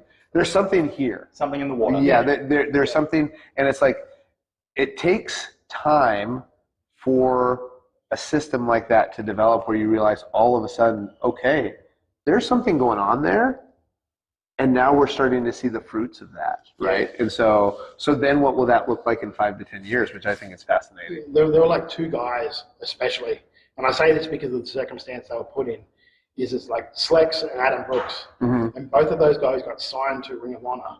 Oh. And as they were flying over is when the pandemic hit. Oh, no. And they got sent back and never ended up coming back. Oh, my gosh. Oh, so you've got like a guy like Adam Brooks, who is arguably the best wrestler in the country. Just can't seem to break it through because... Well, yeah, and I didn't know who he was till you mentioned him, and now I'll probably watch. Adam's had great matches with Will Ospreay. Yeah. Well, okay. I'm going to say this. With Will Ospreay's going to be. Yeah. Having a great match with Will Ospreay is not... Yeah. No, that is a fair compliment. Yeah. Like Mustafa. And Danielson, full-time on commentary now, right? Yep, as of right now. And I love how he found out. within like 3 hours, got notified that you're getting time with Bryan Danielson. Prepare an interview. You should have asked them to officiate your wedding. I would, if they want to fly my fiance out from Orlando, I will happily get married in an AEW wrestling ring. That would be incredible. I mean, if she was on board with it as well, obviously. So. She'd be fun. I think she would enjoy the wrestling wedding aspect of getting to throw cake at my face. I will just probably ugly cry at the end of it. Hey Melbourne, WrestleBrania is back again in 2025. WrestleBrania. WrestleBrania WrestleBrania For Sunday Slam. WrestleBrania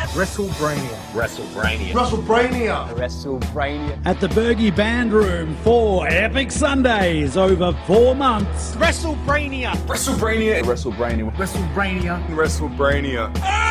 Let's get ready to Brania! Starting at 7:30 p.m.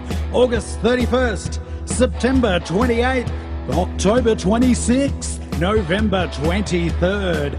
Tickets $28.05, including booking fee through OzTix. WrestleBrania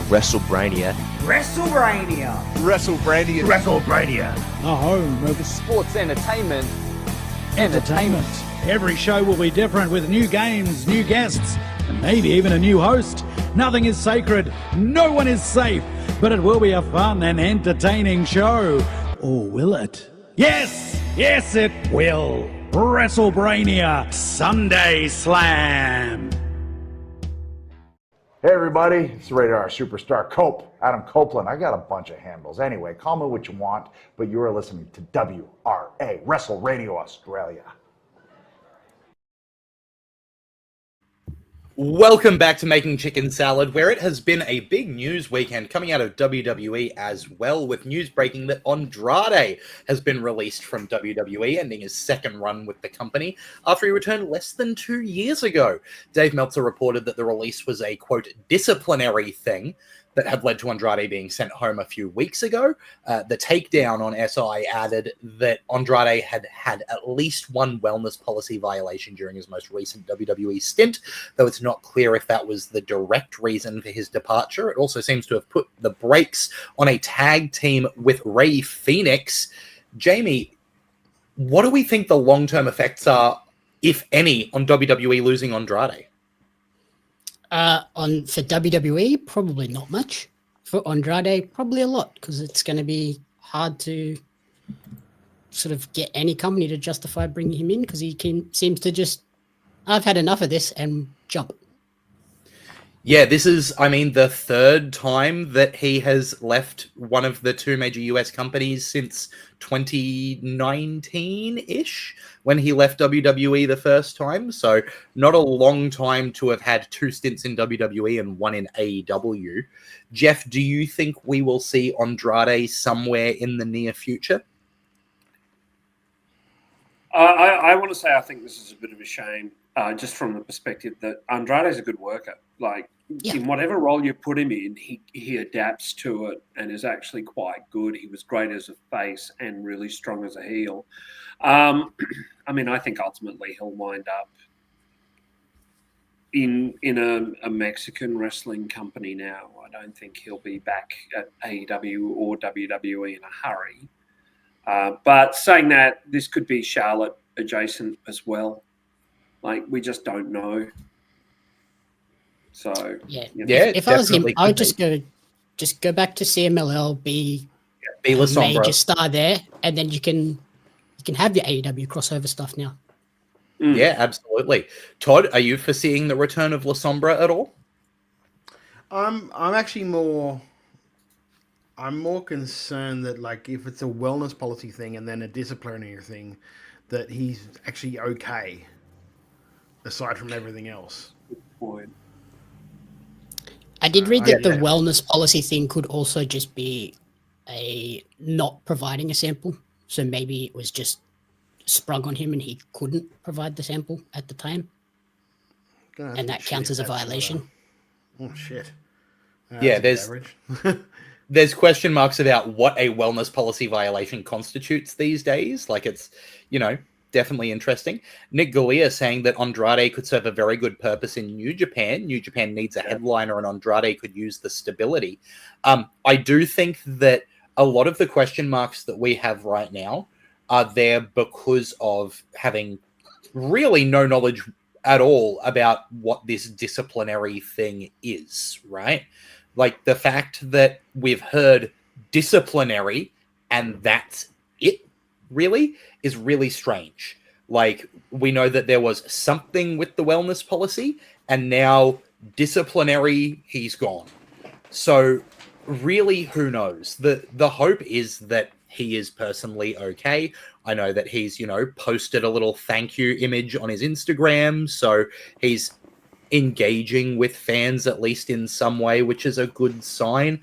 We do hope that everything's okay with him, but obviously you never want to be let go from a company due to a disciplinary issue like that. Yeah, and he doesn't seem like he's mad with WWE either, so it's not like I can't believe they've done this to me sort of thing. No, but he was also quite positive about AEW when he left AEW. He, made a post thanking everybody who was there, and so there hopefully there is still space for him somewhere because he is a great worker. I think thinking back to 2018 or 19 when he was putting on those incredible matches in NXT where he was champ, he was putting on some of the best matches in the world at the time. I would love to see that from him again, but that comes with... Him and Ray were a really good tag team too. Yeah, they were fantastic. There were rumors that they were going to get the run with the titles. Mm-hmm. And it wouldn't, especially with AAA being there, it would make so much sense to put them in the AAA tag division, because... Yeah, there's also he's a CMLL guy through and through. There's that Mexican... But, I mean, if you're teaming him with Ray Phoenix, who is one of the two guys who bridged the AAA CMLL divide and worked both simultaneously, with both of the Lucha Brothers being the with only people who were able to do that because they became that big time. You're sounding a bit underwater, contracting. You're under the ocean again, mate. Let me fix it. Hang on, no, you're back. You're back. Hey! Yeah, I was just saying that Ray Phoenix was able to work at both as an independent contractor, as was Penta, which, makes it interesting because clearly maybe that buff with Phoenix would be enough. I don't know. Maybe it was a bad-mouthing AAA thing, and that's what's disciplinary. He's such a diehard CMLL guy. Who knows? He didn't look very happy at the press conference, that's for sure. No, he didn't. He stood there pretty stone-faced. But, we also saw some people who didn't look very happy at the press conference officially announcing WrestleMania in Saudi Arabia. So that was very interesting. That's because the Undertaker didn't get enough time to dye his goatee. Yeah, it was white. Yeah, like Alex says, I think at this point, Andrade is that sort of journeyman. Just pop up, do a short stint here and there, and just keep moving around. I think that keeps him fresh as well. Yeah. Good point. Especially because I think he is somebody who is really, really excellent and then gets lost in the shuffle before too long. You know what I mean? He pops up, he has incredible matches, and then 6 months later he's down the mid card, losing number one contenderships for secondary titles. And it's that happens weirdly quickly considering how good a worker he is. So maybe if he's keeping that freshness, it'll work. I think it's also really, really telling and rings true to me that he would have flourished under a territory system where he wouldn't be anywhere longer than, say, a year, and then he'd go. And the fact that would just really help him. It's a shame that, especially, the options aren't there quite as much. Especially because he's got that aura. As soon as he comes out, you go, "Oh, this is a big star." So you can come in for a 6 to 12 month run, do something cool, and then ride off. But this is also the issue with TNA kind of being wrapped up in WWE. Now that he's out of there, there's one option gone. CMLL is so tied up with AEW. If it's I think it depends what his reasons were like For that's the leaving. thing we all don't know. Yeah, we don't know what the reasons were for leaving. Like if it was like a disciplinary thing, but they've done it under the guise of like, look, we need to do this, blah blah blah, and he's just like, well, just why don't you just release me then? And they're just going, okay, that's fine. Like it's not like let's face it, in the past, Kurt Angle wasn't exactly testing all that clean when he went to TNA. A very good point. We've all seen Jeff Hardy at Victory Road, right? So, like, you know, I mean, he was there. Like, but I mean, things are stricter now for good reason, right? Because we don't want those things happening. And if that is what's happening, then I think it's a good thing that he's not getting the opportunity to continue down that path. But we don't know that that's what's happening, right? It could be any number of things. So that's, a story that will develop, as will the story of the new AAA Mega Champion, as WWE AAA Worlds Collide took place this past weekend. And it's time to put on the quick reading voice as I go through the results. In the opening match, La Parca, Laredo Kid, Mascarita, Sagrada, and Octagon Jr. defeated Lince Dorado, the LWO, Cruz del Toro, and Joaquin Wild, and Mini Abismo Negro. In a AAA Reina de Ranas title #1 contendership match, Natalia defeated Fabi Apache. In a AAA World Tag Team title match, Pagano and Psycho Clown managed to retain their tag team titles against Grayson Waller and Kofi Kingston, accompanied by Xavier Woods. Lola Vice and Mr. Iguana managed to defeat the Judgment Day in the form of Finn Balor and Roxanne Perez, accompanied by Raquel Rodriguez. In a AAA Latin American title fatal four-way match, El Hijo de Dr. Wagner Jr. defeated Dragon Lee and Ethan Page and JD McDonough. And in the main event, the AAA Mega Championship changed hands as El Hijo del Vikingo was defeated by Dominic Mysterio to become the first Mysterio to hold the AAA Mega Championship, which he has already been bragging to his father about on X. Good stuff. How do we... I mean, it feels right, Dominic, 2 belts. It feels good with where he is at the moment, right, Todd? Yeah. And that was one of, if not the match of the show as well. Yeah, like, to see how far he's come along in the last 2 years is just amazing when you think about it. Like, remember we were on this show maybe 2, maybe 3 years ago saying, like, oh, all he needs is a bit of seasoning. All he needs is a bit of seasoning. You can see that the bare bones are there and he'll be really good. And here we are, like 3 years later, and like, yeah, I have no problem with. They had to do something with how unpopular Vikingo was as world champion, as their mega champion. They just had to. So I mean, and like, if you don't think this isn't setting up for maybe a Triple Mania, Dominic versus Ray. Yeah, and that's money. That's money. Yeah, just the way that they did the whole thing. Cool bit of Judgment Day dissension business at the end as well, where he refused, like, they hugged him, but he didn't hug them. He went straight to El Grande. Yes. Yeah. So very fun stuff there. It was actually a really entertaining card. Like a really entertaining show from top to bottom. Show. I love the way that they've, like, Natty here is just presented better than she's presented everywhere else. I don't know why they don't do this everywhere. Like, even the fact that, and the WWE seems to still keep fighting it, because even in the match announcements, she's wearing the old Natty stuff. Yep. Natalia stuff, and she's like, no, I'm not that, I'm this here. And she posted, she said that, Fabi Apache was going to be the only person in the world hoping that Natalia showed up and not Natty. Right? Yeah. Like, that's good stuff. She seems like a real contender here. It's honestly... It's going to surprise me if they don't give her that title and have her beat Lady Flammer. Yeah, the only thing that I didn't like was the Wyatt showing up. Yeah, that was a bit weird. That felt too WWE. Yeah. Personally, I'm really... I almost wish they never brought the Wyatts back. They just, like... Although, to be fair, the Wyatt 6 is a very AAA type of gimmick. Oh, absolutely. That's true. They can thrive there, right? And that's a thing that can happen. They can have them be a mainly AAA group with the, WWE machine behind them who can still pop up and do WWE stuff. But I think that's much more about... You get like Rowan and what's his name? Bo winning those tag titles. And then you got the other two with the tag titles on SmackDown. Is it SmackDown? Yeah. Yeah. That's like, Yeah. and then you do like Alex Fahart says, White Six versus Psycho Circus. You get all the other clowns in and do the full 8-man tag. That's AAA bread and butter right there. That's a Triple Mania show right there, match right there. Yeah. And that I would think would be great.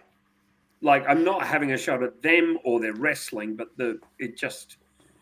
And I don't mean this to sound disrespectful to them. I think for the Wyatt Six, their biggest value within WWE is more on the merchandise side than on the in-ring side, right? Yeah. WWE is going to be making money off T-shirts and masks and toys and action figures and, DLC costumes for 2K and whatever else. Based on Halloween Horror Nights. Yeah, Halloween house, Horror Nights. which is literally, from reports that I got from Karina, the best house at Halloween Horror Nights this year. Oh, that's really? very cool. And she didn't know anything about the Wyatts apart from watching the Wyatts documentary. And she loved it, which is pretty cool. Because she's a horror girl. She loves it. And that's the kind of thing where if you're looking at the Bray Wyatt influence, it's those kind of things, the cross media, where that's going to really pay off, where people are going to see those characters and go, what the hell is that? Like when I was a kid and I saw The Undertaker and I was like, what is going on? And I had to, try and find out what that was. That's what the Wyatt Six are going to be for WWE, which means that they can show up in WWE, don't have to wrestle a whole lot, and can be that presence there in AAA, which makes a lot of sense, right? Nick Galea agrees. The Six are a better fit for AAA, to be honest. They can do the gimmick and get to wrestle more there, and it's not so jarring. Very true. You see weird characters wrestling in AAA all the time. I like what Low Starlet said here. She said with the Six, I wish people would stop suggesting Alexa Bliss is going to join them. Instead, they should be highlighting their own witch, Nikki Cross. And I couldn't agree more. Nikki is such a great in-ring talent that I think that's a wonderful point. Well made. I think the fact that Alexa Bliss is still doing, a gimmick that trades a little bit on the Wyatt element, creepy Bliss stuff. People are just very attached to that being part of that world. And I think people don't like the idea of that kind of escaping containment into what's going on with, the women's tag titles and stuff. But I do think it's separate enough that it's not a big issue, is my take on it. Any other thoughts before we move on to stuff coming up? AAA Worlds Collab is a lot of fun. Check it out. Yeah. Yeah, a fantastic it's show. on YouTube. It's free. Yeah, free on YouTube. Free on YouTube. What? And speaking of, WWE producing shows, they've got another one coming up with 5 matches on the card so far for WWE WrestlePalooza, which is on Saturday, September 20th. So far, the card for that one has John Cena versus Brock Lesnar. It's got Stephanie Vaquer versus Io Sky for the vacant Women's World Championship. It's got the Usos versus The Vision, Bron Breakker and Bronson Reed. It's got Seth Rollins and Becky Lynch versus CM Punk and the returning AJ Lee. And it looks like it'll also have WWE Champion Cody Rhodes versus Drew McIntyre. I think that obviously the John Cena Brock Lesnar thing isn't for me. I've got my complaints about that. They have not changed. Stephanie Vaquer versus Io Sky for the Women's World Championship in a just world would main event any show that it was on. Those two are, I think, going to put on an absolute banger. And Stephanie Vaquer, obviously has a lot of fan support. I think she needs a big signature match on the big stage in WWE, and Io Sky is the perfect opponent for that. I feel like Io gets the win here. That's what makes the most sense to me, but it wouldn't shock me if they went with Vaquer, so there's still that question mark, which makes it exciting to watch. I think Io doesn't get the win because Asuka does something. Ooh, interesting theory. Yeah. Jamie, who are you picking here? I would say that as well.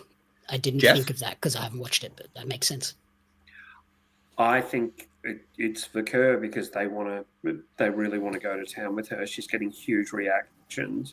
Not as big as Rhea, obviously. Rhea's getting the loudest reactions of anyone in that company. But yeah, I think they're testing Stephanie Vaquer to see whether the crowd will go with it, and I think this is the time to do it. So for once, they're in front of the trend. They're not trying to catch up with who the next hot star is. They're actually listening, and I'm quite happy about that. That's a really good point. Nick Galea also with a really insightful comment that the rest of WrestlePalooza is killer. I look at it that I can enjoy the majority of the show and then just turn it off before Cena versus Lesnar. So that's a win for me. Alex Fireheart says, and thankfully Booker T might not be anywhere near comms during Stephanie's match. It is interesting to hear Stephanie Vaquer talk about how much she enjoyed having Booker T on commentary for her matches, because I did not. Nobody did. Yeah, to be fair, She must be the only one. She's still learning English. And also, so it's like... Let's be honest, the Devil's Kiss is over as a maneuver because of him, because of that idiot. You know? The thing is, like Nick says, the rest of WrestlePalooza is killer. Yeah, John Cena, Brock Lesnar, that's the thing to bring in the randoms. Yes. Yeah. That's what's going to bring in the people that don't watch every show. That's for the casuals.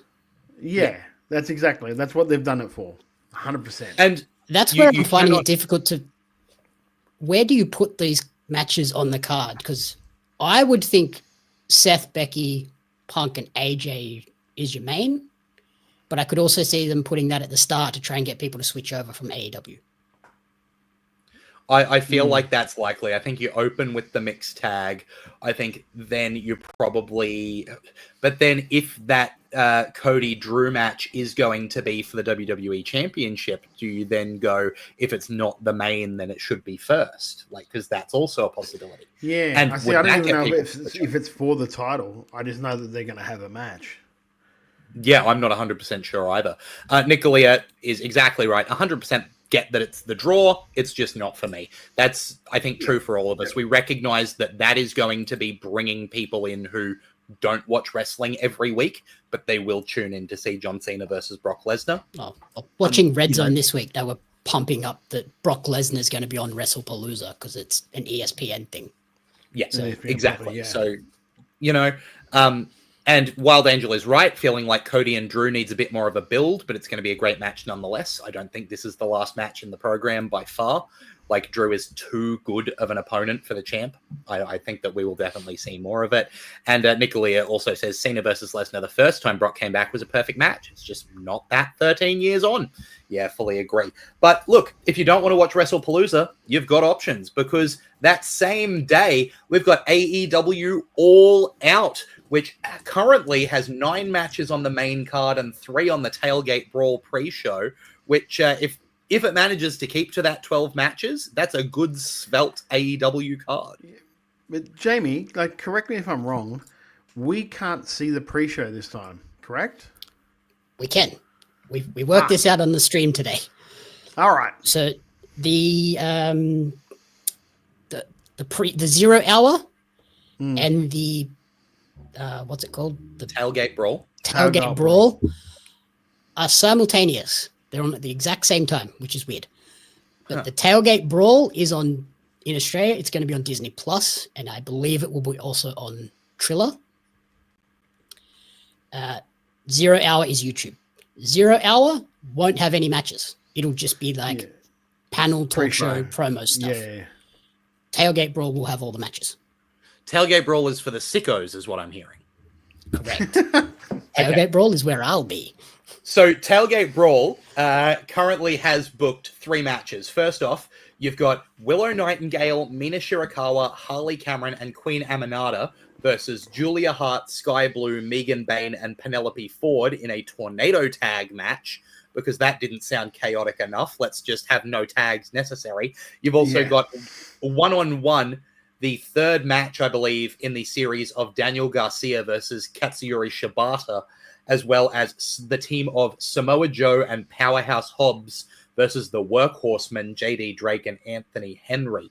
Then, moving on to the main card, We've got a tax and tables match with MJF and Mark Briscoe. You've got the AEW Women's World Champion Toni Storm defending against Thekla, Jamie Hayter, and Chris Statlander in a 4-way match. You've got Jon Moxley versus Darby Allin in a coffin match. You've got the Hurt Syndicate, Shelton Benjamin MVP and Bobby Lashley, taking on Ricochet and the Gates of Agony, Bishop Cowan and Toa Leona. You've also got the AEW World Tag Team Champions, Brody King and Bandito, and they're defending against the teams of the Young Bucks, Matthew and Nicholas Jackson, Jet Speed, Mike Bailey and Kevin Knight, and Josh Alexander and Hechicero in a ladder match. You've got the AEW Unified Champion Kazuchika Okada defending against Konosuke Takeshita and Mascara in a 3-way match. You've got the I'd TBS just like to champion. say that I called that one.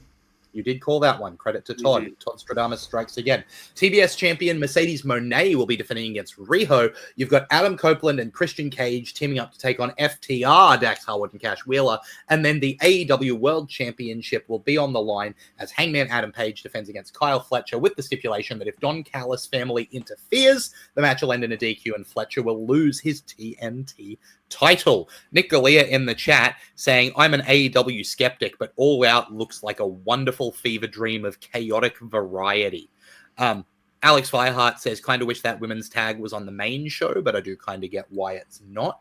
Look, you've already got 9 matches on that main show. I think there's, most of those are title matches or huge feud blow-offs that can't really move. I agree that it'd be cool to see on the main show, but there is so much on that show. And like we say every time, the wrestling's going to be stellar.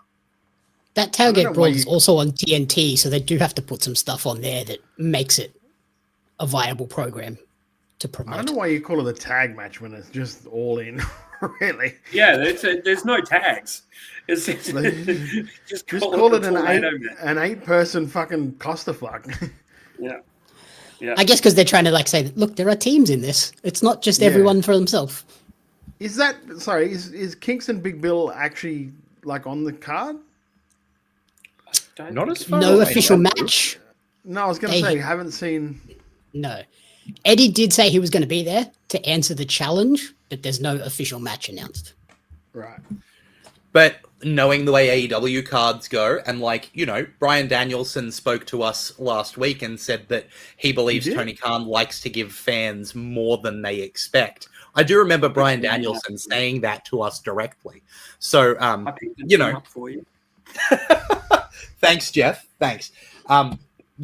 Look, I don't think there's much to complain about. Again, it's going to be a long show. It's going to be a lot of wrestling. But I don't think there's a match there that screams to me, skip. You know what I mean? Even on that tailgate, there's some good stuff there. So there's definitely, Wild Angel says that 8-woman tag seems like there's going to be anarchy in that arena. Yeah, you're not wrong. Yeah, Jeff? Except it's in the car park. You know what's really kind of refreshing about this? There's no Moxley, there's no Claudio. That Moxley's in a coffin match. Moxley's, they're kind of not involved in this pay-per-view at all, and that's sort of refreshing. He's in a coffin match. Moxley's in a coffin match. Moxley's in a coffin match? Darby Allin. Darby Allin. Oh, sorry, I didn't. Darby Allin, who friend of the show, Brian Danielson, whispered in his ear today. Yeah, we just talked about that. I'll pick that up for you. There you go. I can keep saying it all night. But that Daniel Garcia Katsuhiro Shibata match hooked that in my veins because the first 2 were brilliant. Yeah. And obviously Garcia's had a slight change of character since the first 2 as well, so that'll be very interesting to see where that goes. Andy Savage in chat mentioning, all I want is to leave this show thinking that Kyle could win the belt in Sydney.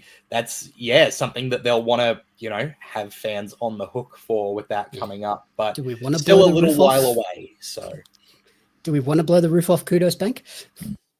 It'd do it. That'll do it. A touch of sad news from outside the big companies quickly. UK indie star Millie McKenzie has had to completely cut back her wrestling schedule due to a rare liver disease. The 25-year-old McKenzie posted on September 10th that she's been in the hospital for more than a week due to her liver.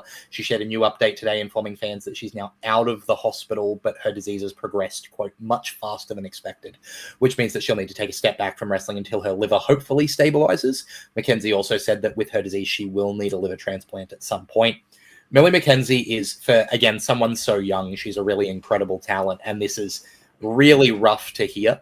I guess the light in this story is that it seems like she has, you know, the health professionals aware of what's going on. Everybody's keeping up with it. She is, you know, aware that there's going to be a transplant down the line, and she's taking care of herself and not wrestling through something that could, you know, be really serious. But at the end of the day, it's a real shame. Like Nick Galea says, such a shame. Millie is awesome. Her Melbourne tour a while back was so much fun. Yeah, Millie McKenzie's a great talent. I know some people that speak volumes about her as well as a person. Like, apparently she was just the best. Obviously, I've got some friends that were close to her when she was here, and probably still are quite close to her. And yeah, it's just a real shame. So from all of us, I hope she's okay. I think it's, you know, pretty safe to say that that's some real chicken shit that we've got there. So let's keep the bad times rolling, I guess, and talk about our chicken shit for the week so that we can move on to talking about what we love in wrestling and talk about our chicken salad. Let's start with Todd tonight. Todd, do you have a chicken? Yeah. Because I don't have one. Yeah, that's why I did it. I can't really do anything I fucking hate at the moment. Put Todd I mean, there is something, but I just don't want to talk about it. Yeah, okay. Well, let's pass on to Jeff. Jeff, do you have 6 chicken shits for us tonight? Why would I have 6 chicken shits? Because you had like 11 last week. Because when do you not? When do I not? Tonight. I've had a pretty good week. I'm really there's nothing much to complain about. Sorry. No, it has been a really good week. Jamie, have you got a chicken shit to talk about? I came prepared to the show. Someone who's a professional.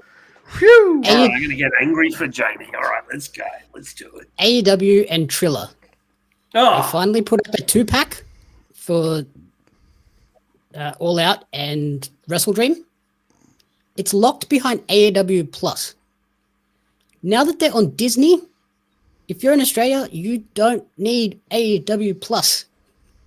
So why would I have that? And why would I purchase a subscription just to save $5 when the subscription is $7? So you can buy the pay-per-view on its own, yeah? You can't buy them together. You have to buy them separately. Yeah, you can't buy the pack unless you've got AEW Plus, correct? Yep. Right. It's just like, why are you making it hard for people to give you money? What a bizarre way to do things. I have both, actually. I don't know why I have both. Andy Savage saying ESPN cut off Dynamite today during the Thekla versus Amanada match, never to return, and it was preempted by their worst show, PTI.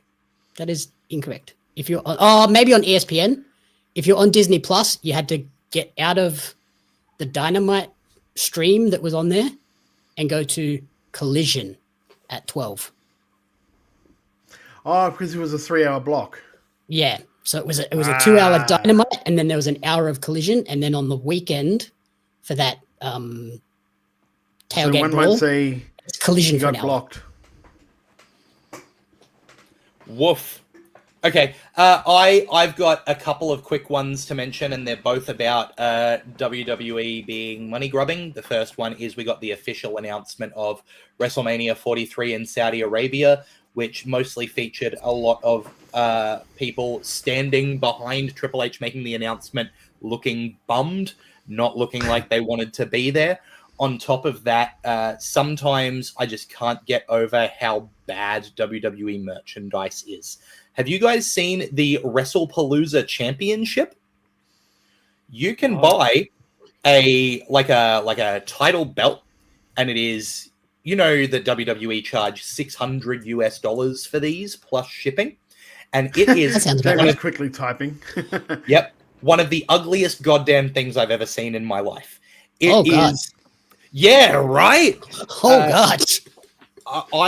It looks. Are you able like... to screen share so we can see this sucker? Yeah, let's see if I can get this up. Hang on, I'm gonna save it and then drop it in our media here. I should be able to pop up. Where are we? Let's pop it up as an overlay. I can screen share if you want. Yeah, Jamie, give us the screen and so we can see it. Technical difficulties here, and sorry to anyone who's on the audio version of the podcast, or really, you're lucky if you're on the audio version of the podcast that you don't have to see this, because hang on, here we go. We'll do that. Is it this one?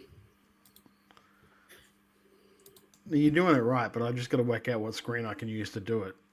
That's all right. I should be able to do it like this. So let's see if this will pop up as it loads. Great audio we've got here. Here we go. Check this out, ladies and gentlemen. That is the $600 WrestlePalooza Championship that you can buy right now on WWE.com, I believe. Because why wouldn't you want that? Look at it.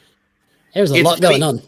For the audio listeners, it looks like somebody drank some blue and yellow food dye and then threw up on a championship. It's my partner just messaged me the word shiny, which I don't like. But it's okay. Look, they put a saw the blade thing is- behind the logo. The thing is, they're going to buy it. Someone's going to buy it. Oh, there'll be heaps of those You know walk what I out mean? of that It's just stadium. like, Yes, this is the thing I don't like. We get upset about shit that really shouldn't worry us. I know, but we have a show where we know- do a chicken shit Yeah, every yeah. week, and I'm actually prepared. No, I know that, but I'm just like, it's like the thing about like when we all complain about it. Like, there's a reason why I'm not going to Perth because everything's so fucking expensive. But it's like people are They buying sold the out. tickets. Yeah, they sold out. Yep. Nick Galea saying chicken shit is Mark Shapiro saying the quiet bit out loud that they're looking to fleece the audience for every cent when people are saying that 2024 to 2025 is like a 40% increase. Come on. Yeah, it's pretty blatant. But again, look, people are spending it. If they stop spending it, they'll probably cut it back. Yeah, But yeah, why would and you like, keep doing it while people keep doing it? And the WrestleMania stuff too. I think I read something today that Vegas paid something like $10 million for the site fees to get that show. Yeah. Saudi paid $250. Why would you not take that? Yeah. Yeah. You would be almost derelict in your duty as a publicly business. traded company. You have to take that. Yeah. Yeah, you can't not. I fucking hate it. Like, but I do like the idea about like maybe I don't know about AEW, but just indie wrestling in particular. Like, I don't know how hard this would be to do in America because I know how many thousands of alphabet companies there are.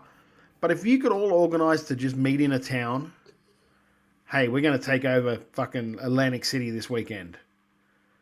And do your own fucking wrestle. Come to Philadelphia to see all of the indie wrestling this weekend. Yeah, Well, you do know, that look, on that put it weekend. This way, if AEW was smart, ... they'd be planning a weekend of shows that weekend because the time difference alone. Yeah, Yeah, Kate the put time out difference. Kate from The Fightful put out a great option. Do Forbidden Door that weekend, and do a 2-shot deal. 2 night. Yeah. The first night being the real it's like the original All In. It's indie feds all coming together, running. Everyone gets one match on that show type thing. And then the second one be, this is AEW New Japan CMLL. Yeah. Yeah, and it'd be sick. Yeah. Speaking of stuff that's sick, let's talk about our chicken salad for the week. Let's be a bit more positive. Todd, what's something you enjoyed in wrestling this week? I've actually got a couple. It sounds silly, but I know I kind of really like the direction they're going with Bailey. Yeah. How she's having a mental break, and it's like behind closed doors when she does it, and then when Thing came in, she sort of just like snaps out of it and goes back to being angry Bailey. I really enjoyed that. My second chicken salad was I really enjoyed NXT Homecoming being at Full Sail. Stole it from me. Like, that was one of mine. I was just like, please go back to Full Sail. Stole it from me. It's just a different vibe. It's a different thing. It wasn't even the fact that they could have just done a normal show like with their normal roster. Yep. And been in that environment again. Because Full Sail is just something special. Yeah. And the music. Going back to people's original music, holy cow, does that highlight the difference in the quality of theme songs? Yeah. Oh, yeah. They've got to do something about those dudes. Yeah, absolutely. But seeing people like Shayna Baszler, who's not with the company, go, hey, I want to be here. want to highlight. I was about to say, I want to highlight those cameos because the cameos never took the focus away from the current people, and the current crop were highlighted, and that was really nice. And even seeing Bobby Roode be, hey, glorious, was great. It was great. Even though apparently they fucked the audio up in it, so it sounded like no one knew who the fuck he was. Yeah. I liked the tag match with DIY was fantastic. It was just a really good couple of hours of wrestling, but also an incredibly fun show. Yeah, it was my chicken salad as well, man. But I've got another one. Yeah, all right. Well, Todd, if you've got no more, we can pass it along to Jeff. No, I'm done. The Sami Zayn Open Challenge. It really is an open challenge because to see that wonderful match against Dragon Lee, their first ever meeting, was so good. If you haven't yet seen last week's SmackDown, that match was just brilliant. Yeah, absolutely. Jamie, chicken salad. Today on AEW Dynamite, Jimmy Townsend was on the show. Nice little surprise for me. I popped good on the stream. He was a security guard in the FTR Cope match. I was a little bit disappointed he didn't take a spear or a kill switch, but it was cool to see Jimmy on TV. That's nice. Yeah, that's sick. That's so cool to see. Yeah, I was going to shout out NXT Homecoming and seeing all those cameos and hearing, War Games get said by William Regal is so much fun. But really, it was the show that we talked about today. QWA just absolutely delivering, firing on all cylinders as far as Australian wrestling goes, with a free live stream on YouTube of really high quality pro wrestling that's telling storylines that interweave with it. And it's so nice to be able to be excited for watching another company's product and wanting to know where it goes next and knowing that the matches are going to be excellent. It's so cool. And when you combine that with the fact that, we get to then announce someone like Trent O'Day for the EPW Rumble, announce Stella Nix for that, give away some MCW tickets. Like, Australian wrestling is just feeling so good right now that on a week where it's really difficult to have chicken shits, like we're going out of our way to find something to be a chicken shit, and some of us going like, honestly, don't have one, and then to just be bombarded with awesome stuff within Australian wrestling is such an absolute delight. We can see, in the chat, people saying like Nick Galea, his chicken salad is Ryan Rapid versus Breakfast from Oz Pro last weekend, with Gore being so over the top at ringside. It was so much absurd fun. Nick Galea's done a full 180 on Ben and Breakfast as a tag team. Wild Angel hitting the nail on the head now, saying chicken salad and shit, too much great wrestling and not enough time. Macho Man Andy Savage pointing out a stat that they saw today between WWE and AEW. They've prominently featured women from 11 different countries over the last week. Wrestling has come a long way really quickly. Look at all of these crazy positives. Alex Fireheart saying chicken salad, saved it for now, but even though Alex is rarely able to make it to shows, glad that PWP, QWA, and AAR are all still alive and kicking up there in North Queensland. It's so good to have, places that we don't think of as huge cities really showing that they can do great local pro wrestling and stream it for free on YouTube. It's insanity. And, Wild Angel's out here agreeing that there's too much great wrestling and not enough time. It feels like the only way to keep up with it is to subscribe to Wrestle Radio Australia at twitch.tv/Wrestle Radio Australia. Hit the subscribe button so you can support what we do. Hit follow so you get notified every time we go live, which when it happens. It's Thursday nights at 7:30 p.m. Australian Eastern Standard Time, where we get on here at twitch.tv/Wrestle Radio Australia and we talk about an Australian wrestling show and what's going on around the world of wrestling. And if you want to see the promo pictures go up around that, you can follow us on the social media. You can follow us at Wrestle Radio AU on Twitter and Instagram. You can go over to Facebook, search for Wrestle Radio Australia and follow us there. If you are, listening to us, you can do it on whatever podcast platform you like. YouTube, Apple Podcasts, Spotify, Podcast Addict. It's free. go and hit that subscribe button. And if you're doing it on Apple Podcasts, if you give us a rating and a review, especially a 5-star review, that really helps us to get into more ears. It's a massive help. You can also get merch. You can go to Redbubble, search for Wrestle Radio Australia. The proceeds don't go to us. They go to Beyond Blue and Gotcha for Life, which are charities that support mental health here in Australia, which is excellent. While you're looking for merch, go on over to kickout.com.au and get amongst some of the awesome stuff there of wrestlers from around Australia. If you're a wrestler who wants your merch on there, contact Kickout through their Instagram page. But you can also, while you're going around following social medias, you can follow our personal social medias. I am at Lachlan Albert. Todd is at Beast Eastman. Jamie is at Jamie Apps Media. Jeff has the Wrestle_Brainia tag that you can go to. Jeff, how's WrestleBrainia season going? WrestleBrainia season is going great. We've got our next show coming up on the 28th of September, and we have one of the hottest acts in the country, the Clydesdale. Yeah, the Dale is joining us. Red Hot Dale. I don't know how much money he's put on himself, but we've got the Dale. We'll announce his opponent in coming days. This is going to be such a funny show. I'm not hosting. For the first time in 6 years, I'm not hosting WrestleBrainia. Bro Zavard from On the Turnbuckle is going to take it on. And the reason we're doing this is I can finally get a hold of fucking Welchie. I've got to get a hold of that guy. It's going to be a lot of fun. Tickets on sale now down there at the Boogie Band Room. Can't wait to do it with you in the room. Love to hear and it. Also, one more thing I must mention. Jamie, I think you've got the second sexiest mo in wrestling now because Nick Galea has gotten rid of the beard. He's just got one very sexy one. Yeah, very That's good. That's going to be a good-looking man. Jamie, you'll just need to beat Nick Galea on number of projects because you're not only here on Wrestle Radio Australia, you've also got Oz Wrestling Cards and you've got The Hive and you've got, Paria Magazine. Tell us about those. So lots of stuff happening there. The watch-alongs for Dynamite every week. Sat here for 3 hours today. That was pretty fun. The Long Walk review dropping tomorrow. Highly recommend that film. And then next week, a Eurotrip podcast where we rewatched Eurotrip. Still fun. It holds up? No. It holds up better than Road Trip. Wow. That is shocking.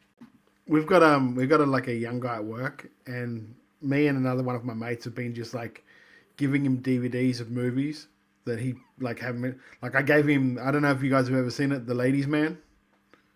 Oh, with Mike Myers. No, with it's Saturday Night Live. It's Tim Meadows. Yeah. Yes, Tim Meadows is. Yeah, it's got Will Ferrell in it, and great movie. Awesome. Well, terribly. Speaking of great content, is there any other great content that we need to shout out before we close out Making Chicken Salad for the night? No, but do not forget, subscribe, comment your favorite MCW wrestler, and you can be in the running for winning the Clash of the Titans tickets. That double pass, of course, thanks to our very good friends at Melbourne City Wrestling who are doing such awesome work at the moment. And another thank you to... And next week, your 2 chances to get it, and we're going to be announcing it on the October the 9th show, so get in. Absolutely. And another thank you to EPW for letting us announce those West versus the Rest Rumble entrants, including this week, Stella Nix, and the one and only commentator that we watched this week, who did an excellent job, who does an excellent job at everything, being as complimentary as possible while Todd sits there uncomfortable, about the only uniquely violently unique Trent O'Day. Is that enough glaze for you there, Todd? No, I'm big fan of Trent. Always have been. I know that's true for me. All right, so with that, unless I need to get interrupted for anything important, Jeff? I just said, didn't Todd offer to pack Trent's bag for him? That's how much of a fan he is. Yeah, that's exactly right. Look, it's been another wild week here at Making Chicken Salad, so make sure that you're subscribed so you can catch us next week when we're back Thursday night, 7:30 p.m. Australian Eastern Standard Time. On behalf of Todd Eastman and Jeff Setti and Jamie Apps, I've been Lachlan Albert. Till next time, have a good one. Here I was, blaming AEW for feeding you chicken shit, knowing you mindless millennials would be eating it up as if it were chicken salad, when it's really been your fault all along. Make chicken salad out of chicken shit. People is as people But a square peg in a round hole just never seems to fit. And you This is Bianca Belair.